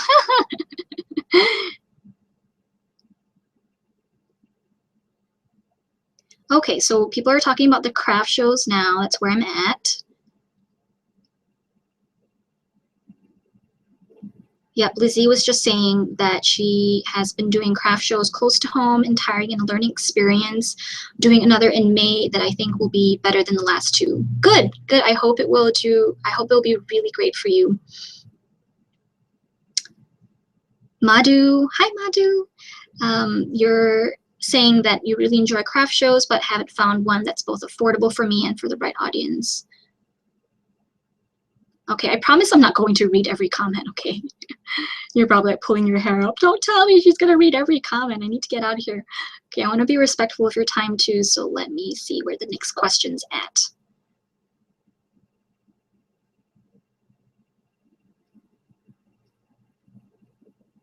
April, you say you've been pre-selling for 2 years now. That's actually what I do with my business too. I don't really carry a lot of inventory with my jewelry, but I tell all my customers that there is a 2-week made to order policy. And this helps me then, you know, when someone places the order on my website, now I have the money in my PayPal, and then now I can actually pay my assistants to actually make the jewelry for me. So it's a really, really good system actually, as long as you communicate it well to your customers.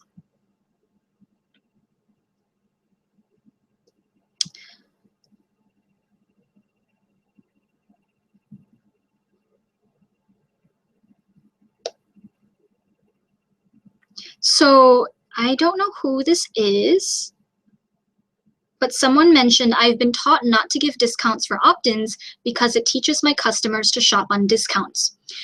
I see what you're saying there, and I do agree to a certain extent, but I also think there is a fine balance. Don't get in the habit of giving out discounts all the time, and that is when you do teach your customers to only wait to buy from you when you have a discount. But if you're giving a discount once every 2 or 3 months, and of course this depends on what your product is, but if you're giving your discount out once every 2 or 3 months, it's not going to hurt your business. And I think it actually is a very, very powerful motivator to get people to buy something from you right now. So yes and no, I agree, but I disagree. Just as long as you don't give out too many discounts, you'll be fine with giving out a discount, but just don't do it too often. It's the same thing with giveaways. If you do a lot of giveaways, like once every 2 weeks, then of course people are going to become trained into thinking that they just have all of these different chances to win stuff from you, so why bother buying, right? But if you do a giveaway once every 6 months, then it's still a really long time to have to wait. And especially if they don't know it's coming up, like if they don't know that it's around the corner, that's fine too, right? Just don't get people into a cycle of expecting the giveaway. That's what's important. So if you want to do a discount for your opt-in, I think you should. I think it does really well. And here's another thing, you don't have to give a discount for your opt-in. What you could do is just offer free shipping. I don't think free shipping is considered a discount, but it kind of, in a way, it is, right? A discount. So if you don't want to do a discount, try free shipping because people love free shipping. And then someone asked about your timeline for sending the 5 emails in my autoresponder. So I mentioned that I would send it maybe once 5 days apart, not once 5 days apart. I would send each email 5 days apart. But it depends on your business. So with Creative Hive, I've got autoresponders going left and right. I've got so many of these autoresponders going on, and some of them are like 1 day apart. So it really depends on your threshold of comfort. I've been told that if it's not 1 day apart or 2 days apart, people are just going to forget about you the next week.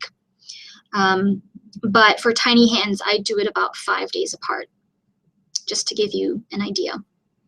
Just don't do it like once every week. I think that does start to be, once every 7 days, that does start to be a bit too long in between. So I hope that helps. Anon 8440, I'm not sure who you are. You asked, do you do the monthly product giveaways for as an incentive to sign up for an email list? Do those live on social media, or are the giveaways for people already on your list? It's a giveaway for people who are already on your list. So say, for example, in the month of March, you would just look at whoever signed up between March 1st and March 31st, and the giveaway would just be between those people. Make sense?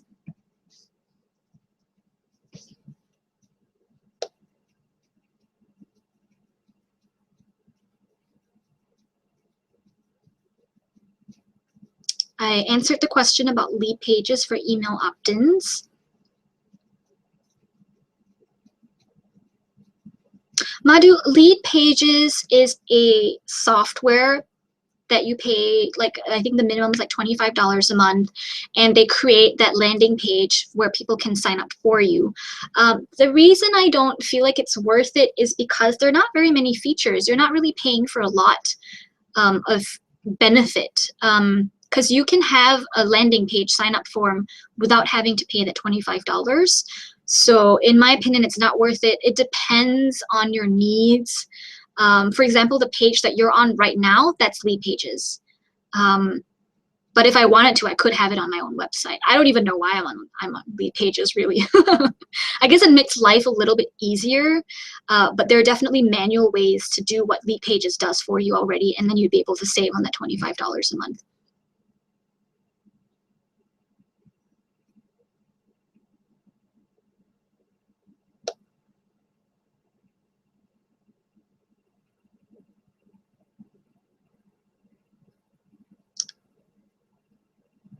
So Lizzie, your question is, do blogs count?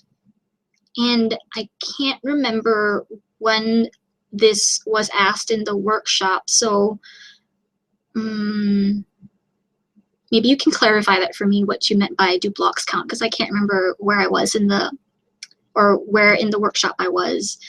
Please give me some context. Thank you.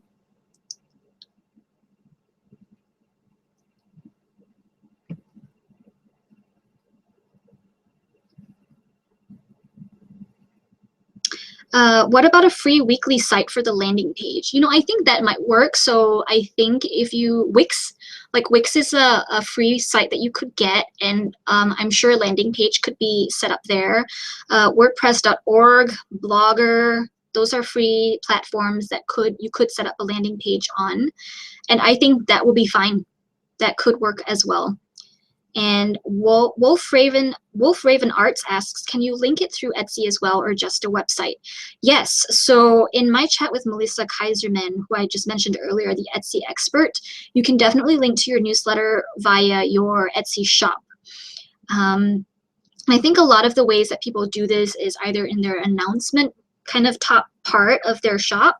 Actually, that with the new Etsy shop, the design, it will be on the top part still.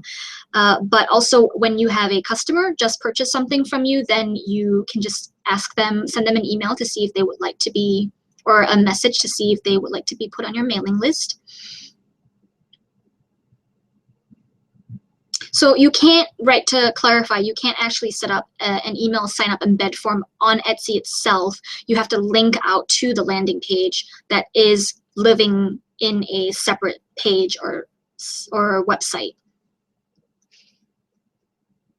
Oh yeah, Madhu, Weebly is another good option for a free website builder.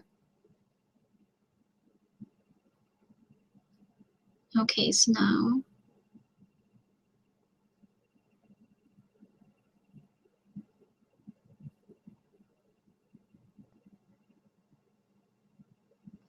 Meredith asks if there will be a written transcript of the seminar. There will be not. There will not be a written transcript. Unfortunately, I'm sorry, but the replay will be available for you, and you get to watch it until this weekend. So just be sure that when you do watch it, take notes.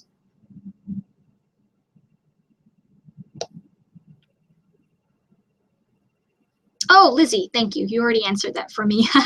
And you just answered it the same way that I did, so perfect. And thank you guys for chiming in about the Creative Hive Colony. Mary and Anon0218. I think that's Jenny. I'm not sure.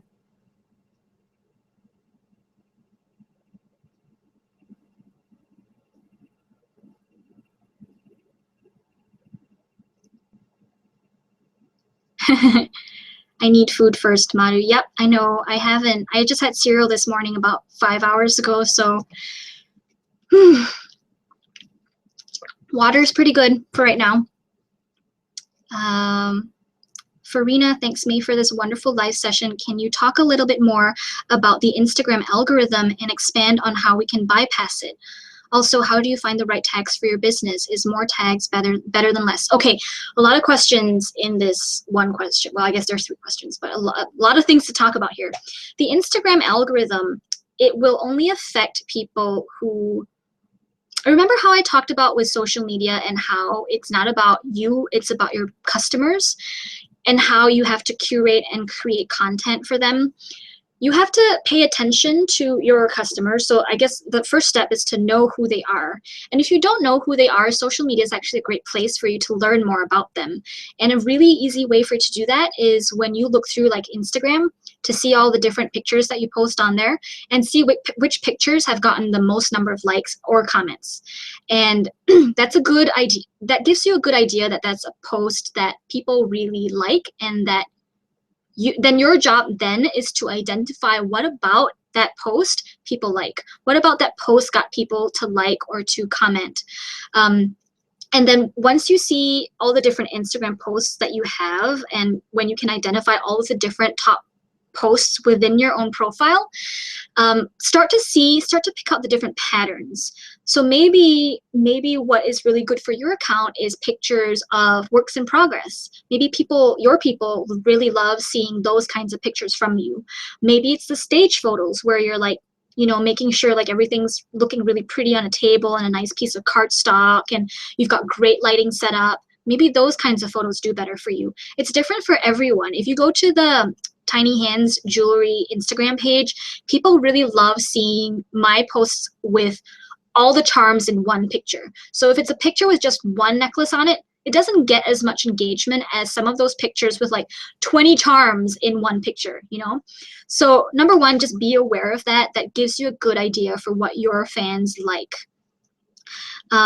And I want you to do more of that, okay? Give them more of what they already like. That's what's going to get you greater engagement. Now, if we're just talking about Instagram here, but if we're talking about Facebook, that will involve a lot more of sharing other people's content. So think again about your ideal customer. Who are they? Are they a young mom? Are they a single parent? Are they Christians? Are they chick flick lovers? Are they Nicholas Sparks lovers? Are they foodies, like for my brand? Think about who they are. Or are they yoga people? I can keep going on. Are they nurses? Are they teachers?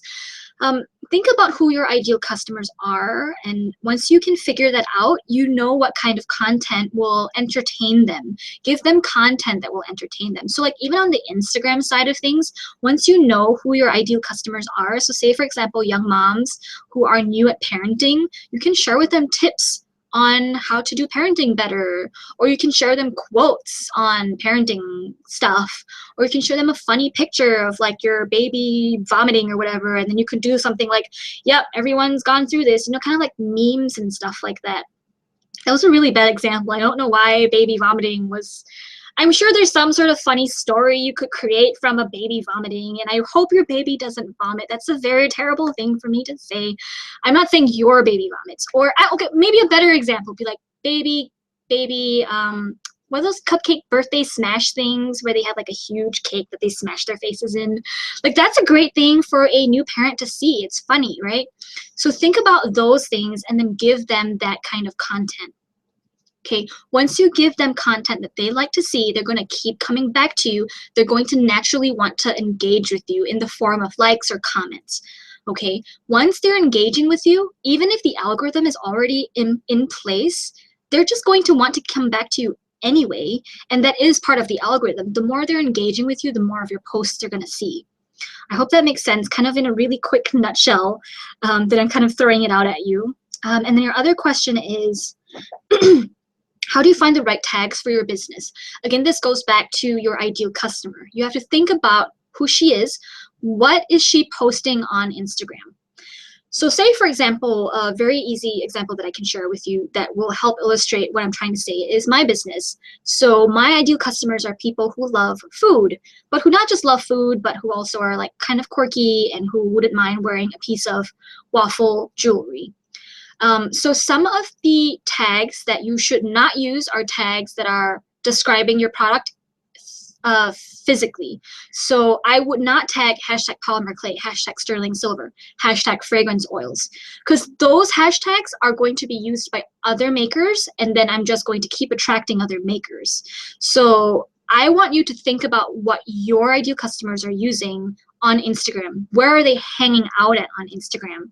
My people are taking pictures of their lunch or their breakfast or their dinner, and they're using hashtag foodie, hashtag num num, hashtag num num num, hashtag yummy, hashtag foodiegasm, for example. My other competitors aren't on there, other makers aren't on there.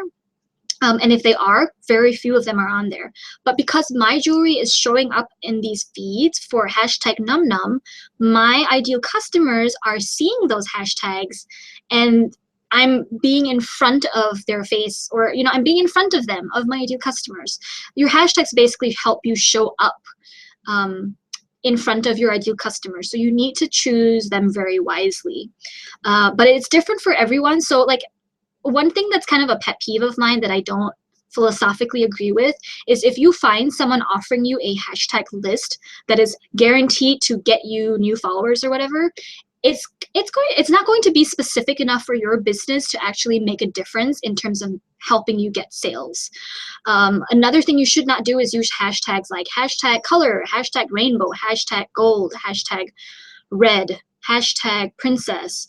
Those are way too general. Okay, you have to pick a hashtag and then actually look at that hashtag, see all the different pictures that are showing up on that hashtag, in that hashtag feed, and see if these look like the people who are posting in it, see if these look like people who could be your ideal customers. Okay. Is more hashtags better than less? I would say yeah. I've heard people have said like the sweet spot is like 13 hashtags, and I don't really care about that. I just use the same like 30 hashtags again and again and again, and that has been super helpful. I wake up every day to see like 29 new followers while I'm sleeping with using hashtags. So I don't have any strict rules about how many hashtags to use, as long as you're using hashtags that are super niche specific to your business. Okay. How do you keep Instagram followers engaged, likes, and comments? So I think I did briefly talk about that earlier. You just need to give them content that they like seeing. And I think a lot of it has to do with your descriptions also. So this was a conversation that I was having with Sue in the Facebook group in terms of like, how do you get people to respond to you, leave comments? You have to kind of be more human in a way. It's kind of hard for me to teach how to do that, but so just be more of yourself and be less staged and be less proper. It's kind of weird for me to say that because I think with social media these days, people are more attracted to businesses who are funny, who are goofy, who are raw, who are personable, who are warm, and who you feel like you could be friends with them. Those are the businesses on social media that do very, very well. But the ones that kind of have a barrier where you're like, I'm a shop and I need to be proper and I need to talk in proper language, those tend to not do so well these days on social media. So like if you are following me on social media, I put smiley faces and emoticons everywhere, and I say things like, oh my God, and I have exclamation points everywhere. So a lot of my personality shows through, and that helps get people to connect with me more. And in terms of also asking questions, because asking questions is a great way to drive up comments. But again, those questions cannot be hard questions. So start with asking yes or no questions. So what I like to do, actually, I would say like, which do you like better? Do you like blue or do you like pink? Take a picture of this, post it on Instagram, and let people vote it out.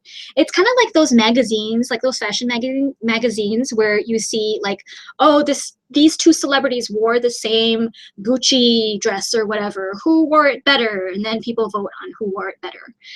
it's such an easy thing for people to do because it's very opinion based. They can say, I hate it or I love it, that's it.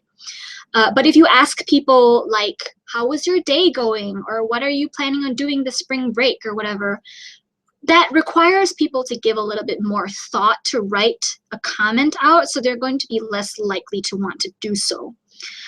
So I hope that answers your question.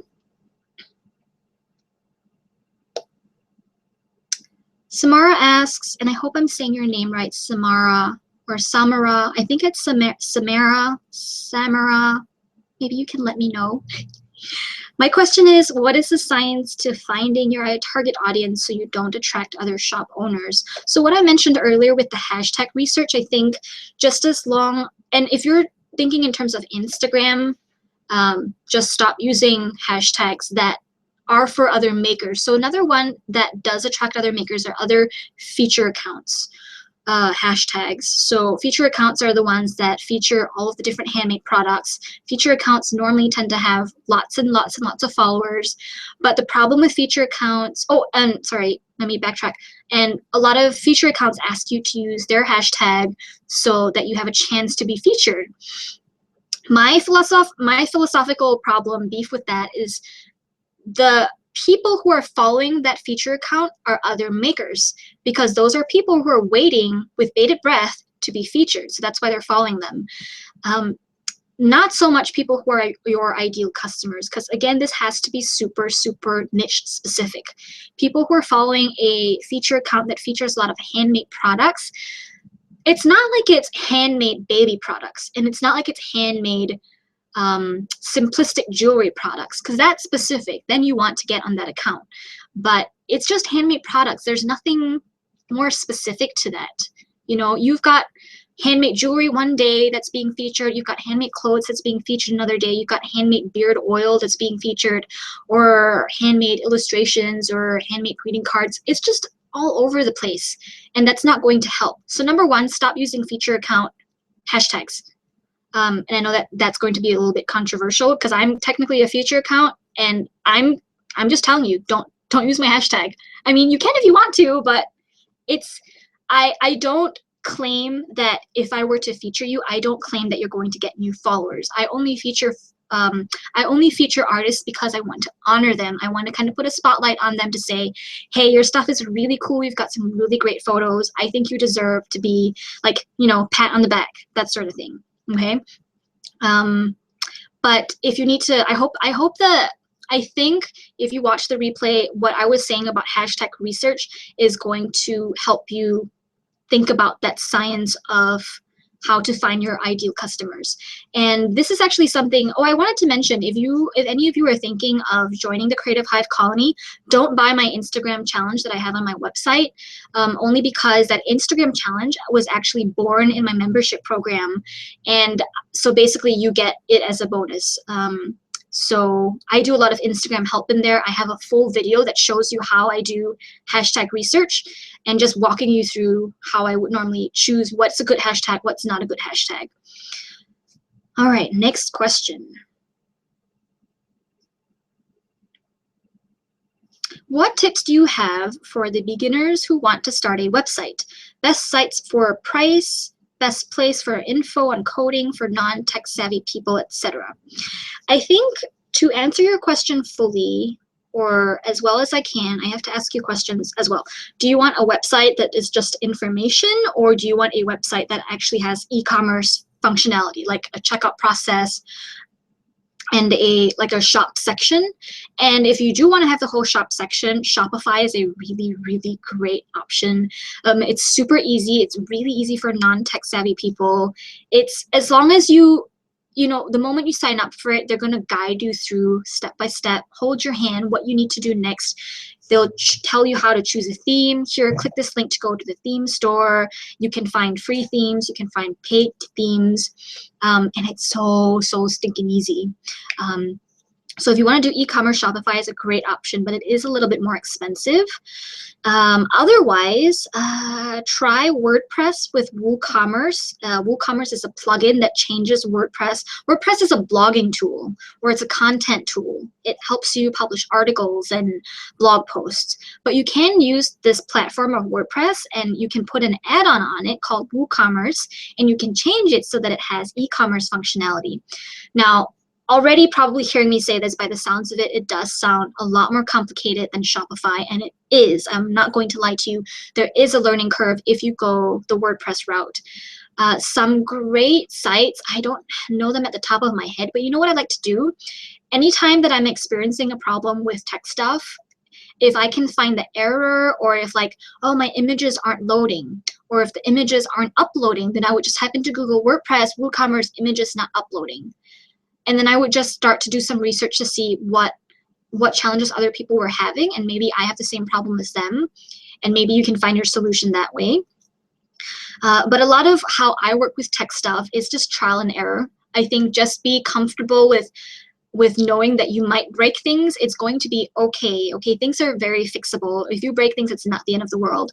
But just being comfortable with poking around, clicking on buttons, and seeing what things do, and just learning through that process is really going to help you get past that learning curve a lot faster. And then if you just want to start a website where it's just information, so say, for example, if you sell custom art dolls and you don't actually have a shop, but you have a portfolio of all the different dolls you've made, and in order for people to buy from you, they just fill in a contact form. So a simple site like that, you can use WordPress as well, and it's free, by the way, to have a WordPress website, but you do need to have domain. You do need to have a domain name. You do need to have a paid hosting plan. So Bluehost is a good option. It's $60 a month. Once you sign up with Bluehost, you get your domain name either at GoDaddy or via Bluehost itself for like $14 for the year. Once you're in your Bluehost control panel, they will have this thing like install WordPress in one click. Just click on that. It's going to install WordPress for you. Super, super easy. Customizing the WordPress is customizing the website is going to be a whole other story. But normally what I like to do is just look for themes that already exist, use the theme on my website, and then just make some color changes so it fits my brand, upload my own logo, change the font, things like that.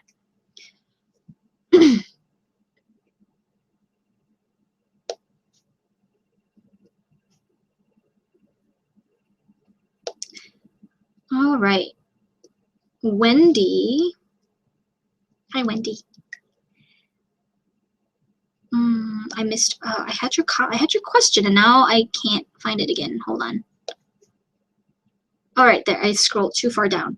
I've been reaching out to PR for Mother's Day women's parenting magazines, but no response at all. Even trying to connect with them through LinkedIn. Any quick tips? Have you been following up? That's my first question for you. And I believe you probably are, because Wendy, we've spoken one-on-one before, and I think we did talk about how to reach out and how to pitch yourself to people. But let me know at the bottom of the comments, or not at the bottom, let me know in the chat box if you are following up. So for the rest of you who are thinking about going the PR and publicity route, and if you want to pitch yourself to magazines or blogs and you're not getting a response, the first thing you need to know about PR and publicity is that the magic is in the follow-up. Do not expect people to respond to you after the first email pitch to them. Keep following up. 1 week after your email pitch, follow up. 2 weeks after, follow up again. A month later, follow up again. A great app for you to download if you don't have it already for Gmail is called streak.com. This helps you check if people have opened your email, which is, I think, very, very helpful in terms of strategizing what email to send them next, or if you should send them a follow-up or not. So do that, and then your follow-up strategy will depend on whether that person has opened your email, or if they have opened their email, how many times have they opened their email. Maybe it was just once, maybe it was like 20 times in the last 10 hours, because then that means they're really interested. But I would follow up with them and see what happens. But let's continue this conversation, so feel free to type in the chat box. But I'm going to get to another question while I wait for you to do that. Farina asks, what is the best way to approach influencers or bloggers? What are some of the things to say in emails so it is mutually beneficial? Farina, I'm not sure what you sell, but if you can, what usually gets people to say yes, or what really entices people, is if you can offer them free product.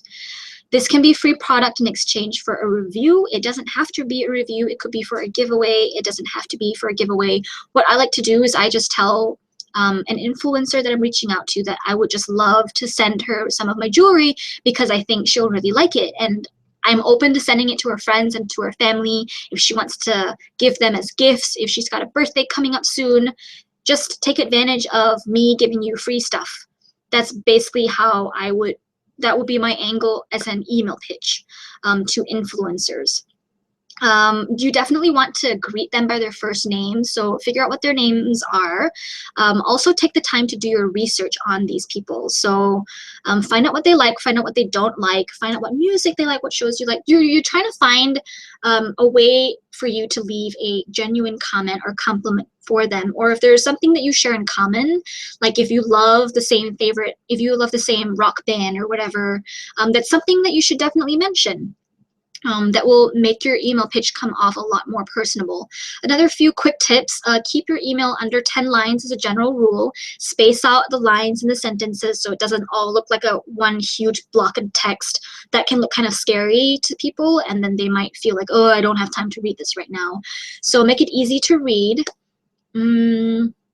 What else? And just following up, I think, is a key part of the process that a lot of people don't do or don't follow through with, but a lot of the magic, a lot of the successes do happen in those follow-ups. And this is the same if you want to pitch to influencers, bloggers, TV shows, magazines, wholesale stores, you got to follow up, okay? Traditional Twists ask, oh, is that Anthony? Can pre-selling work for one-of-a-kind items? I think that's a little harder because unless you already have maybe a sketch or a drawing of the thing, people need to know what to expect they're getting. So as long as you can post a picture of what you're getting or a graphic, and if you have a loyal following, I think that will definitely help you out. But that does get a little bit tricky to pre-sell a one-of-a-kind item because people really don't know what they're expecting to get. And I'm not sure if that can work. I'll think about that a little bit more. If offering an opt-in discount for the newsletter, should we set an expiry date, like within a month? Yes, you should definitely do that. And actually, if you watch the recording of this workshop, in one of the emails where I showed the coupon code for the 20% off on my 5th email, I say coupon expires in 48 hours. Okay, so a few things about that. It doesn't really expire in 48 hours because this coupon, I send it to everyone. So no matter when you sign up, it's going to be the same coupon code, except what's interesting about it is the coupon code doesn't look like you make it look like a unique coupon code. So if you actually went back to look at it, the coupon code is like a series of jumbled letters and numbers, like 97WVI asterisk, like some really weird, like it looks like code or something. And this gives people the impression that this code is unique to them. That's the perception it gives. So I would say 1 month expiry date is way too long. Make it something shorter than that. A week, I wouldn't go more than a week, okay? Because you really need to give people a reason to buy right now. That power of urgency is so important, and it can be so powerful because, and you probably have been in the same situation. And there's a term for this. It's kind of like a psychological thing where you find that if you give yourself a really tight deadline, say to do a project, like to get all your photos done, and you give yourself 1 week to do it, versus if you gave yourself 1 day or 2 days to do it, let's say, realistically, you're actually it's surprising to find that a lot of the times, if you give yourself a tighter deadline, you actually will get stuff done better, or not better, but you will actually stress and you will work at getting the stuff done. But if you've got 7 days to do it, or if you give yourself a month to get all your photos done, you're never going to get to it. I know it's probably not a very good example, but definitely use the power of urgency to get people using your coupon codes, because that's a big problem I see when people use coupon codes. Like, I just gave out a 30% coupon code, but why didn't anyone use it? 30% is very generous, so people should be using it. And the problem is probably because there's no expiration date, or if you do have one, it's just far too long. You give people too much time. So give them like 2 days to make a decision. And again, this does depend on the price of your product, the need for your product. If your product is like under $100, I think it's pretty easy for people to decide within 48 hours if they're going to buy or not. But if you're selling like $1,000 product, maybe give them a little bit more time to think about it. So maybe 7 days makes more sense.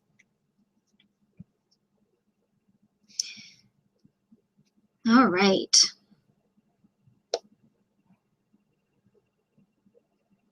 Chloe asks, any advice on the online shop model of restocking small batches of handmade items, $80 to $150 per item, every few weeks and selling out? Thanks. Number one, I love the idea of this business, of this model. And I think it works really well, but I think it only works well if you have a rabid, I keep saying that word wrong, rabid?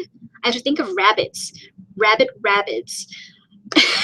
If you have a very loyal, very rabid following, very engaged following, this is going to do very, very well for you. So that would be my big tip for you, is that if you want to work with that kind of model where you're only stocking a few small batches of a limited edition or limited number of products every few weeks, that you need to work on building your following first. So you can do that either via social media, via your email list, via your blog. I think there are very rabid blog readers as well. So work on doing that. And I think if you were to ask me what helps build a rabid loyal following, is to just be yourself. People are attracted to you as a person, and that's why they want to keep hearing back from you. That's why they want to keep seeing your posts. So be comfortable with showing more of your personality. Or if you have a kind of product that it's like super trendy, because I've seen, oh my gosh, my stomach just growled really loud. I hope you didn't hear that, guys. Okay. If I don't know if you've seen on Instagram, but it's super trendy right now, where they're like these glass lockets with like stuffed dried flowers in them. They look super, super pretty. It's super, super trendy. Or like druzy gemstone jewelry are very trendy these days.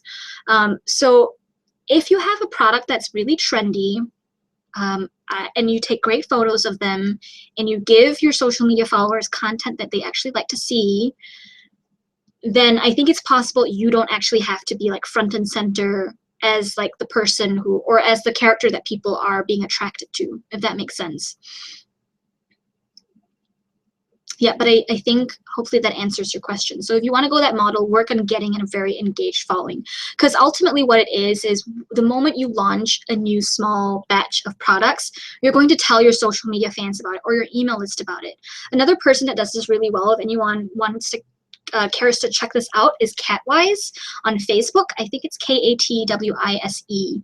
And she makes like these really cool, like psychedelic arm sleeve warmers and scarves and like really awesome coats, so colorful. And she does small batch as well. And when she does, because she's got like over 100,000 very loyal, very engaged followers, and the moment she puts a bunch of listings up on her Etsy shop, they sell out within an hour. So work on getting that engaged following first, okay?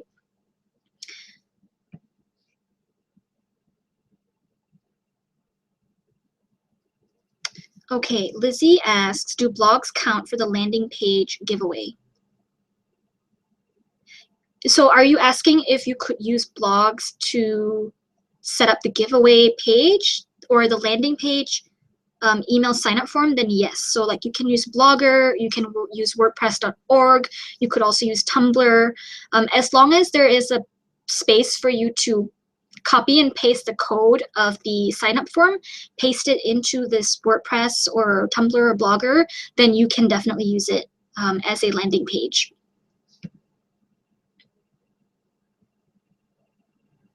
I hope I'm not like just totally miscommunicating with you on that question there. And if I am, please just ask again, okay? Lizzie, but I'm not sure if you've already left. Okay.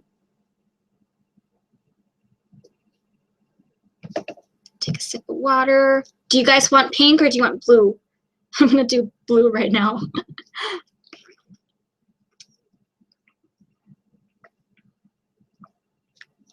So Wolf Raven Arts asks, I make a wide variety of products right now as you like to experiment.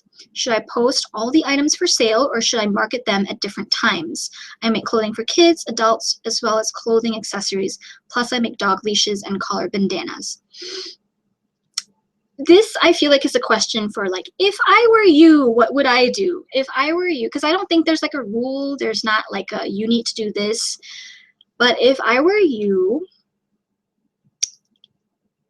I think it depends. I don't think you need, and when you mean for sale, do you mean like at a discount or do you mean like put it up to sell online? I would just put it up for online for sale if you like. I don't think there's anything wrong with that. Put it all up. If you're talking about like, I don't know about marking them at different times. I think I would put it all for sale right now just so I can get rid of, or at least make space in your home for getting new stuff made.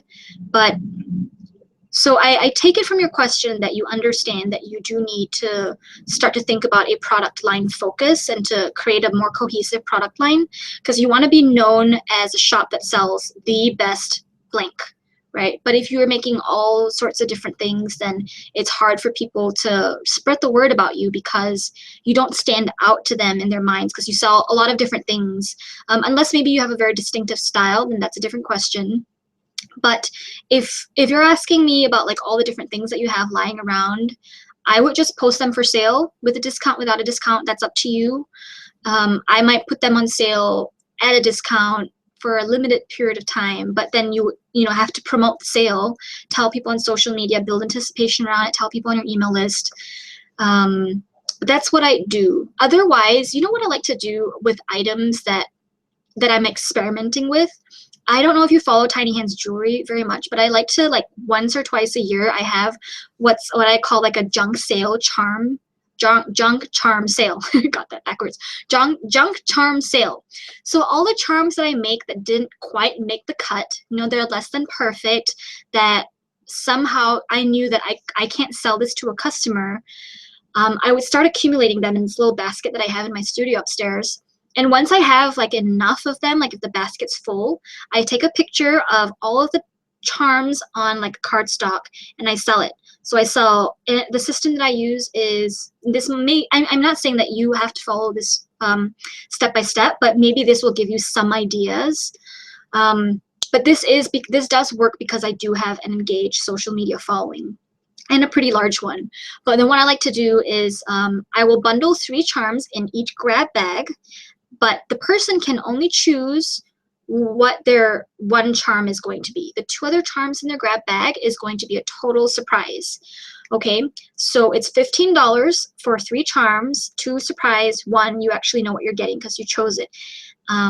And normally this is a really big deal to people because normally I sell my jewelry for like $28 for 1 necklace. And here I am selling 3 charms for $15. So at any one time I can make like easily $1,000 selling just junk stuff that I wouldn't have sold anyway. Or, I could have tossed it, but I know my customers or some of my customers' kids don't want to spend $28 on a necklace, but they're totally okay with getting something that has a small flaw about it that they might not even notice.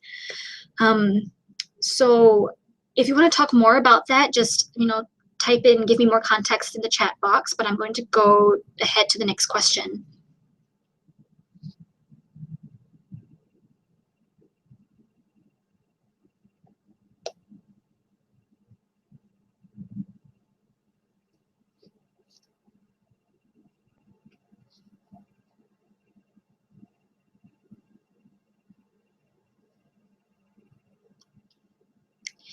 Wolf Raven Arts asks, should you tag all the images you post on Facebook, Instagram, Twitter? Tag isn't like hashtag? Like, should you put hashtags on all of your picture posts? I don't use hashtags on Facebook. I don't feel like they really work, or that people in the Facebook environment don't really use hashtags. With Instagram, definitely. All my images, I would say 99% of them all have hashtags, and I always use the same hashtags. I mean, as long as it's relevant to the picture I'm posting. With Twitter, hashtags are a good idea, but because you're so limited to just 140 characters, you can't use that many. But I would do it for Instagram and Twitter, but not for Facebook.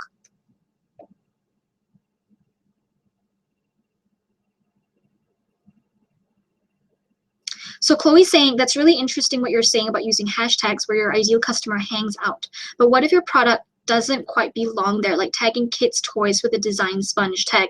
I think that's actually perfect. If you find a hashtag feed that look like these people, look like your ideal customers, and as long as your hashtag kind of relates to your product, and if you find a hashtag that is like, you don't see a lot of other kids' toys in a design sponge hashtag, I think that's even better for you, because that means you are not competing with a lot of other kids' toys makers.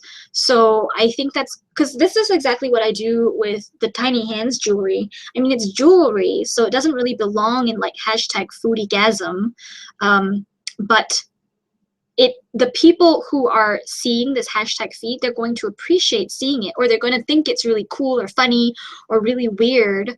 So I think it does still add value to that feed. And as long as you don't see a lot of competition for your type of product, you're going to do even better with that hashtag.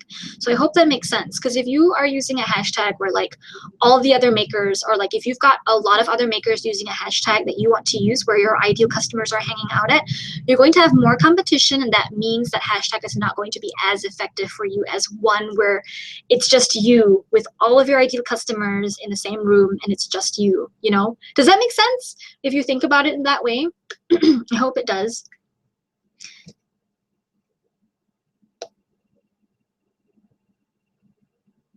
Sue, so yeah, we were talking about how to be more engaging, right? It comes with practice, and then just, it does come with practice, I think. I don't know how else to phrase it. Let me think about it.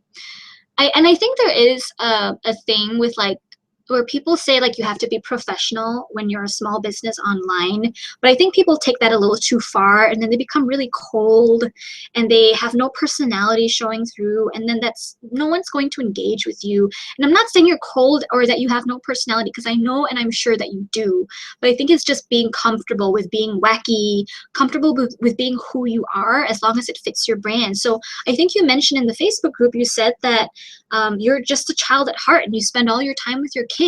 Be that person, be that childish, immature, funny, goofy person in your Instagram feed. And I've seen this work so well. You guys have heard of Cards Against Humanity, right? It's like a card game that is, I've never actually played it myself, but it's it's satire, it's very sarcastic, the humor is really deadpan, it makes fun of like society and stuff like that. So I don't know if it's just a really like out there in terms of their branding. Like you've heard like with a lot of toys, people use, or brands use, really colorful colors or elements for branding. But like Cards Against Humanity, their packaging is like this black box with white font on it. So it's like it's a card game for adults basically. But they did this thing recently, and this is so on brand, but they did this thing where they were selling poop. They were selling dried up poop, as I think it was like Black Friday or Cyber Monday, or maybe it was like April Fools, but they were selling a box of poop, real poop, for $10. And they made like thousands of dollars selling poop. People knew they were getting poop in the mail, but because Cards Against Humanity as a brand, they are really they show so much personality. Maybe it's not a personality that you want to be showing as your brand, it has to fit your brand. Like with my brand, with Tiny Hands, I'm super cheerful, I'm feminine, I'm obviously kind of like almost like a glutton. I'm greedy, I like to talk about food, and I like to show pictures of food and things like that. Cards Against Humanity is all on the other side of that spectrum, where they're like super weird and very sarcastic, and it works for them. So that's another example of how to kind of infuse your personality. The more you can find ways to be yourself, the more comfortable you are doing that, the more people will start to relate to you. So it is very important that you, and especially for social media and for blogging.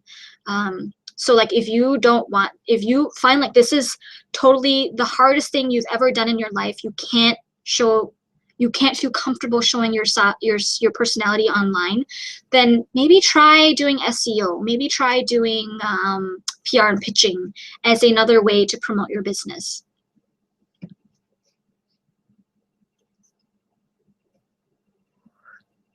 Samara. I think did you was there a typo and you didn't have the R in your Ra? Samara? Or is it Samaha? Because that's what you typed out there, but I don't want to call you Samaha because there's an R in there. Samara. Beard oil. Yeah, that is definitely a niche. It is pretty funny.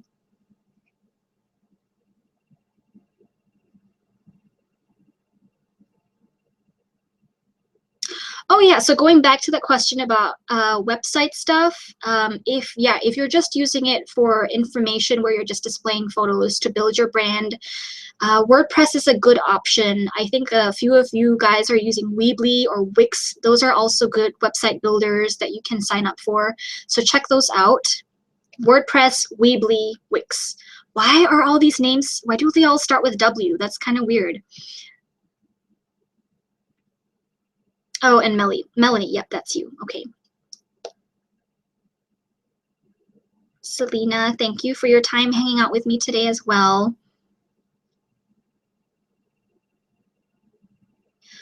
I've noticed you have shops everywhere: Etsy, Facebook, your own website, Spreezy, Shopify. Do you recommend having as many shops as possible, and which ones do you find are the most successful? Oh, you missed out. I actually sell on Amazon as well, and I also sell on OpenSky. And I used to sell on Reddit gifts. Reddit used to have a store where I was selling at online. That was kind of fun too. I sell that is one of my philosophies, is to be in as many places as possible. And the way that I do it, it's not like I'm sending traffic to my Etsy shop, and I'm not sending traffic to my Spreezy, I'm not sending traffic to my Amazon store. I only send traffic. I do all of my marketing. I funnel it all to my Shopify, my own website, my tinyhandsonline.com. That's my hub, my palace, if you will. But in terms of like all these other sites like Amazon, Etsy, OpenSky, I think you could do it with Spreezy as well. With Etsy, I'm relying on these search engines that are native to that platform to bring me sales. So as long as my listings are optimized, for example, on Etsy, they're optimized in terms of they have keywords in them that I want my customers to find me with, I'm going to make sales on there. So I do absolutely zero marketing on Etsy, and I get several sales every week from there. So that's a great way to get that passive income. The same thing with Amazon. So just for the record, I don't do Amazon on handmade on Amazon, so I can't talk about it. I don't have an opinion about it because I don't use it. I don't have the experience, but I have done just a regular, just kind of selling it using their normal marketplace. I don't know what it's called. All their programs are kind of confusing, their names, but I then started doing fulfillment by Amazon, I think about a year ago, or I started two Christmases ago. I do fulfillment by Amazon. So I actually ship them my products to their warehouses, their top secret warehouses, and then they ship the products out for me when people order it on Amazon. And what's really nice about fulfillment by Amazon, FBA, is the products that I have listed as FBA, they get the Prime logo on it, and then shipping is like as little as 2 days, maybe sometimes even 1 day, depending on where you are located. But that really helps with sales, because I don't know about you, but with me, when I shop on Amazon, and I buy everything on Amazon, I buy soap on Amazon, I buy like my facial cleanser on Amazon. I mean, yeah, Target's right down the street there, but it's so much easier to just go on Amazon to buy stuff. But when I shop on Amazon, I only buy things that have Prime on them. So I'm sure I'm not the only one. So see if you could investigate doing Amazon fulfillment by Amazon. But to answer your questions, which ones do you find are the most successful? The ones that are most successful is the one that's my marketing hub, because that's where I funnel all of my traffic to, and that is my own Shopify site, my main website. Because every time I do PR, every time I get featured in a magazine or on someone's blog or by a social media influencer, I always get traffic funneling back to tinyhandsonline.com. I never tell them, find me on Etsy, find me on Amazon, blah, blah, blah, blah. It doesn't matter. And as a way to incentivize people that come from Amazon or Etsy or OpenSky or Facebook to come to my website, I don't publish my entire collection on all of these other platforms. So if you want to shop my full collection, come to my main website. So that is a good incentive. I include my business cards that have only my website, the Shopify site on there. So people that shop from Etsy, they'll know if the next time they want to shop, here's my URL to my .com domain.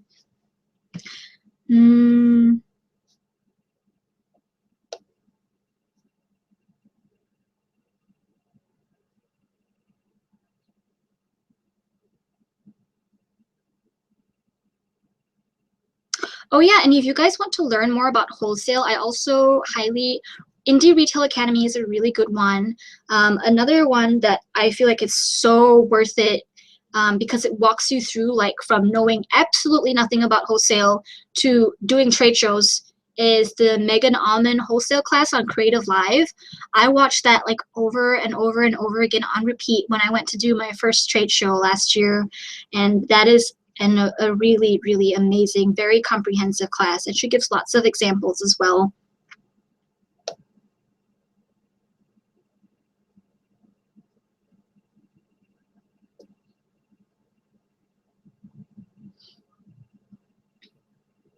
So Wendy says, you are following up a week later, still no response. I almost think my GoDaddy email is being spammed, possibly.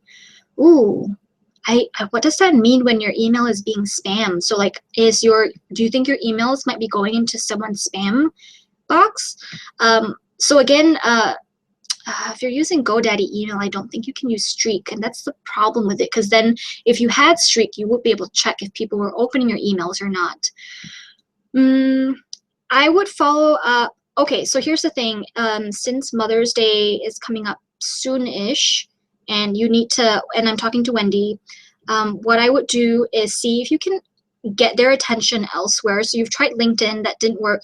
See if you can find these journalists or editors on Instagram or Twitter, and see if you can kind of try to connect with them that way and try to get their attention that way. And then once they acknowledge your existence, then reopen that conversation again about your products.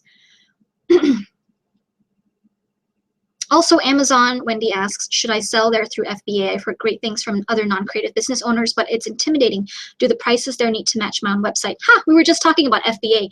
Yeah, actually, a friend of mine who will actually be a guest speaker at the Creative Hive Colony, her name is, oh my God, what's her name? Oh no, I forgot her name. I promise I'll remember it later. What? No. I think my brain's just so wired right now. I'm forgetting people's names. Anyway, I have a friend who is so successful. She makes bath and body products, makeup, and she actually will be coming onto the Creative Hive Colony to talk about social media, working with influencers, and Wanilo. If you guys have heard of Wanilo, it's yet another social media. It's like Pinterest, except people on Wanilo actually have the intention to buy, which might be interesting. But she was the person who told me that I need to get on Amazon FBA because that is when your sales skyrocket on Amazon. And I totally agree with her. When I was just on the regular marketplace program where I was like paying, I don't know, 25, 35%, or I don't think it was 35%, or it could have been, but it was just a regular, like, set up your listing on Amazon. I was making, I would say I make twice the amount of sales that I do now because I sell on FBA. So I think you should definitely do that. Do your prices need to match your own website? I don't know if it's a rule in their terms of service that you have to do that, but if it isn't, I would match it. Unless you're trying to do some sort of strategy where you actually want people to buy on Amazon, then you might maybe drop the price a little bit or maybe offer free shipping. I'm not sure. But my general rule is that my prices are the same everywhere. All right, so we have 6 more minutes before I have to go. So let's see if I can get through all these questions. How do you let customers know your made-to-order items may vary and have them be okay with that? Should I put a visual of some of the variations? These are port paintings where the color is consistent, but the pattern varies. Yeah, so I just tell them. I guess it's as simple as that, just communicating with them as much as I can that these all have the same design, but they have, so I'm talking about the junk charm sale. I just really explicitly talk about how these all are unique. They are the same charms that you can get on my website, but they have some sort of a unique flaw to them. I think they understand. So it sounds, if you do port paintings, the color is consistent, but the pattern varies. Show them maybe different options. But I think even if you just showed one photo of the best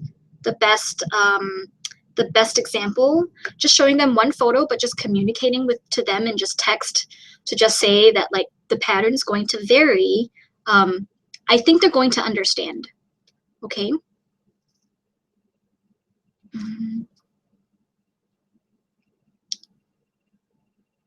I have a flash sale going on today with 10% off, 150 views, not one sale, ends tomorrow. Next time I might do free shipping. Yep, so 10% is not very attractive anymore because everyone is giving 10%. So next time, try free shipping. Another time, if you want to experiment, also try a bigger discount if you can afford it. Next time, next time, try just offering a free gift along with their order. But again, so 150 views, like I was talking about earlier, 100 views could potentially get you one sale if you have a 1% conversion rate. But then with 10% off, your product still is a little bit more of like something people have to think about just because of the price point. I know for your product, it is a very good price point, but it is still kind of close to that $100 price point range, right? So I think you need more views, or the promotion has to be different or more attractive.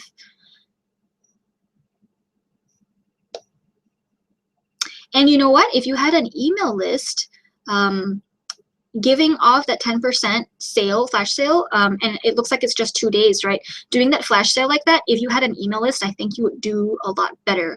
Because people who sign up for your email list are people who have explicitly said, I want to hear more from you. I love your products. Let's keep in touch, that sort of thing.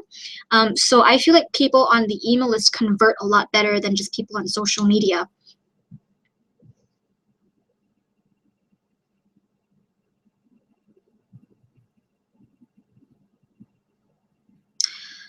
Samara asks, I give out repeat customer coupon that allows the customer to save 10% off their next order, and they can use it for the entire month. Is this too long of a time to use it for repeat customers? Yep, make that a shorter timeline. Make it 7 days at most, okay? That will be a reason why people aren't using it, because if you see a coupon code that's going to last you a month, you're going to put it in your fridge, you're going to put it on your desk, you're going to forget about it. The need is not going to be as strong, that sense of urgency. So I would highly recommend that you shorten that time frame.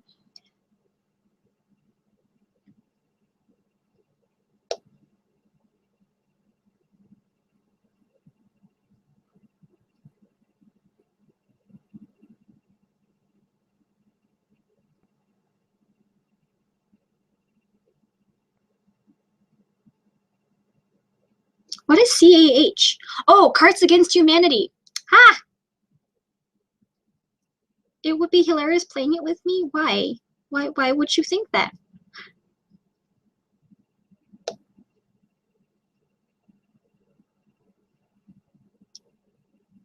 Oh, Samaya.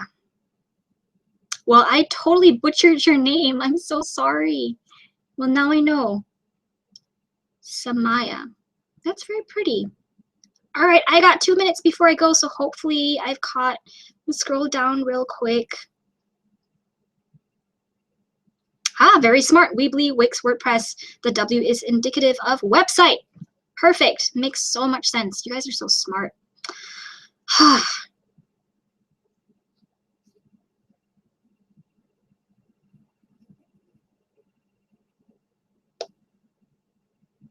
And thank you guys. I see you're helping each other out, answering each other's questions. Thank you. Streak is streak.com. So like steak, but with an R in it.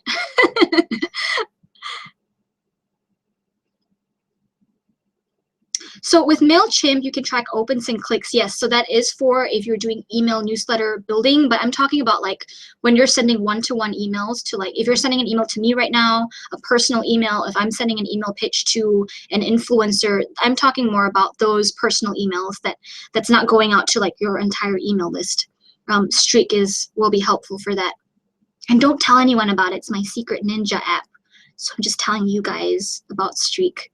It's definitely a competitive advantage when it comes to pitching and PR.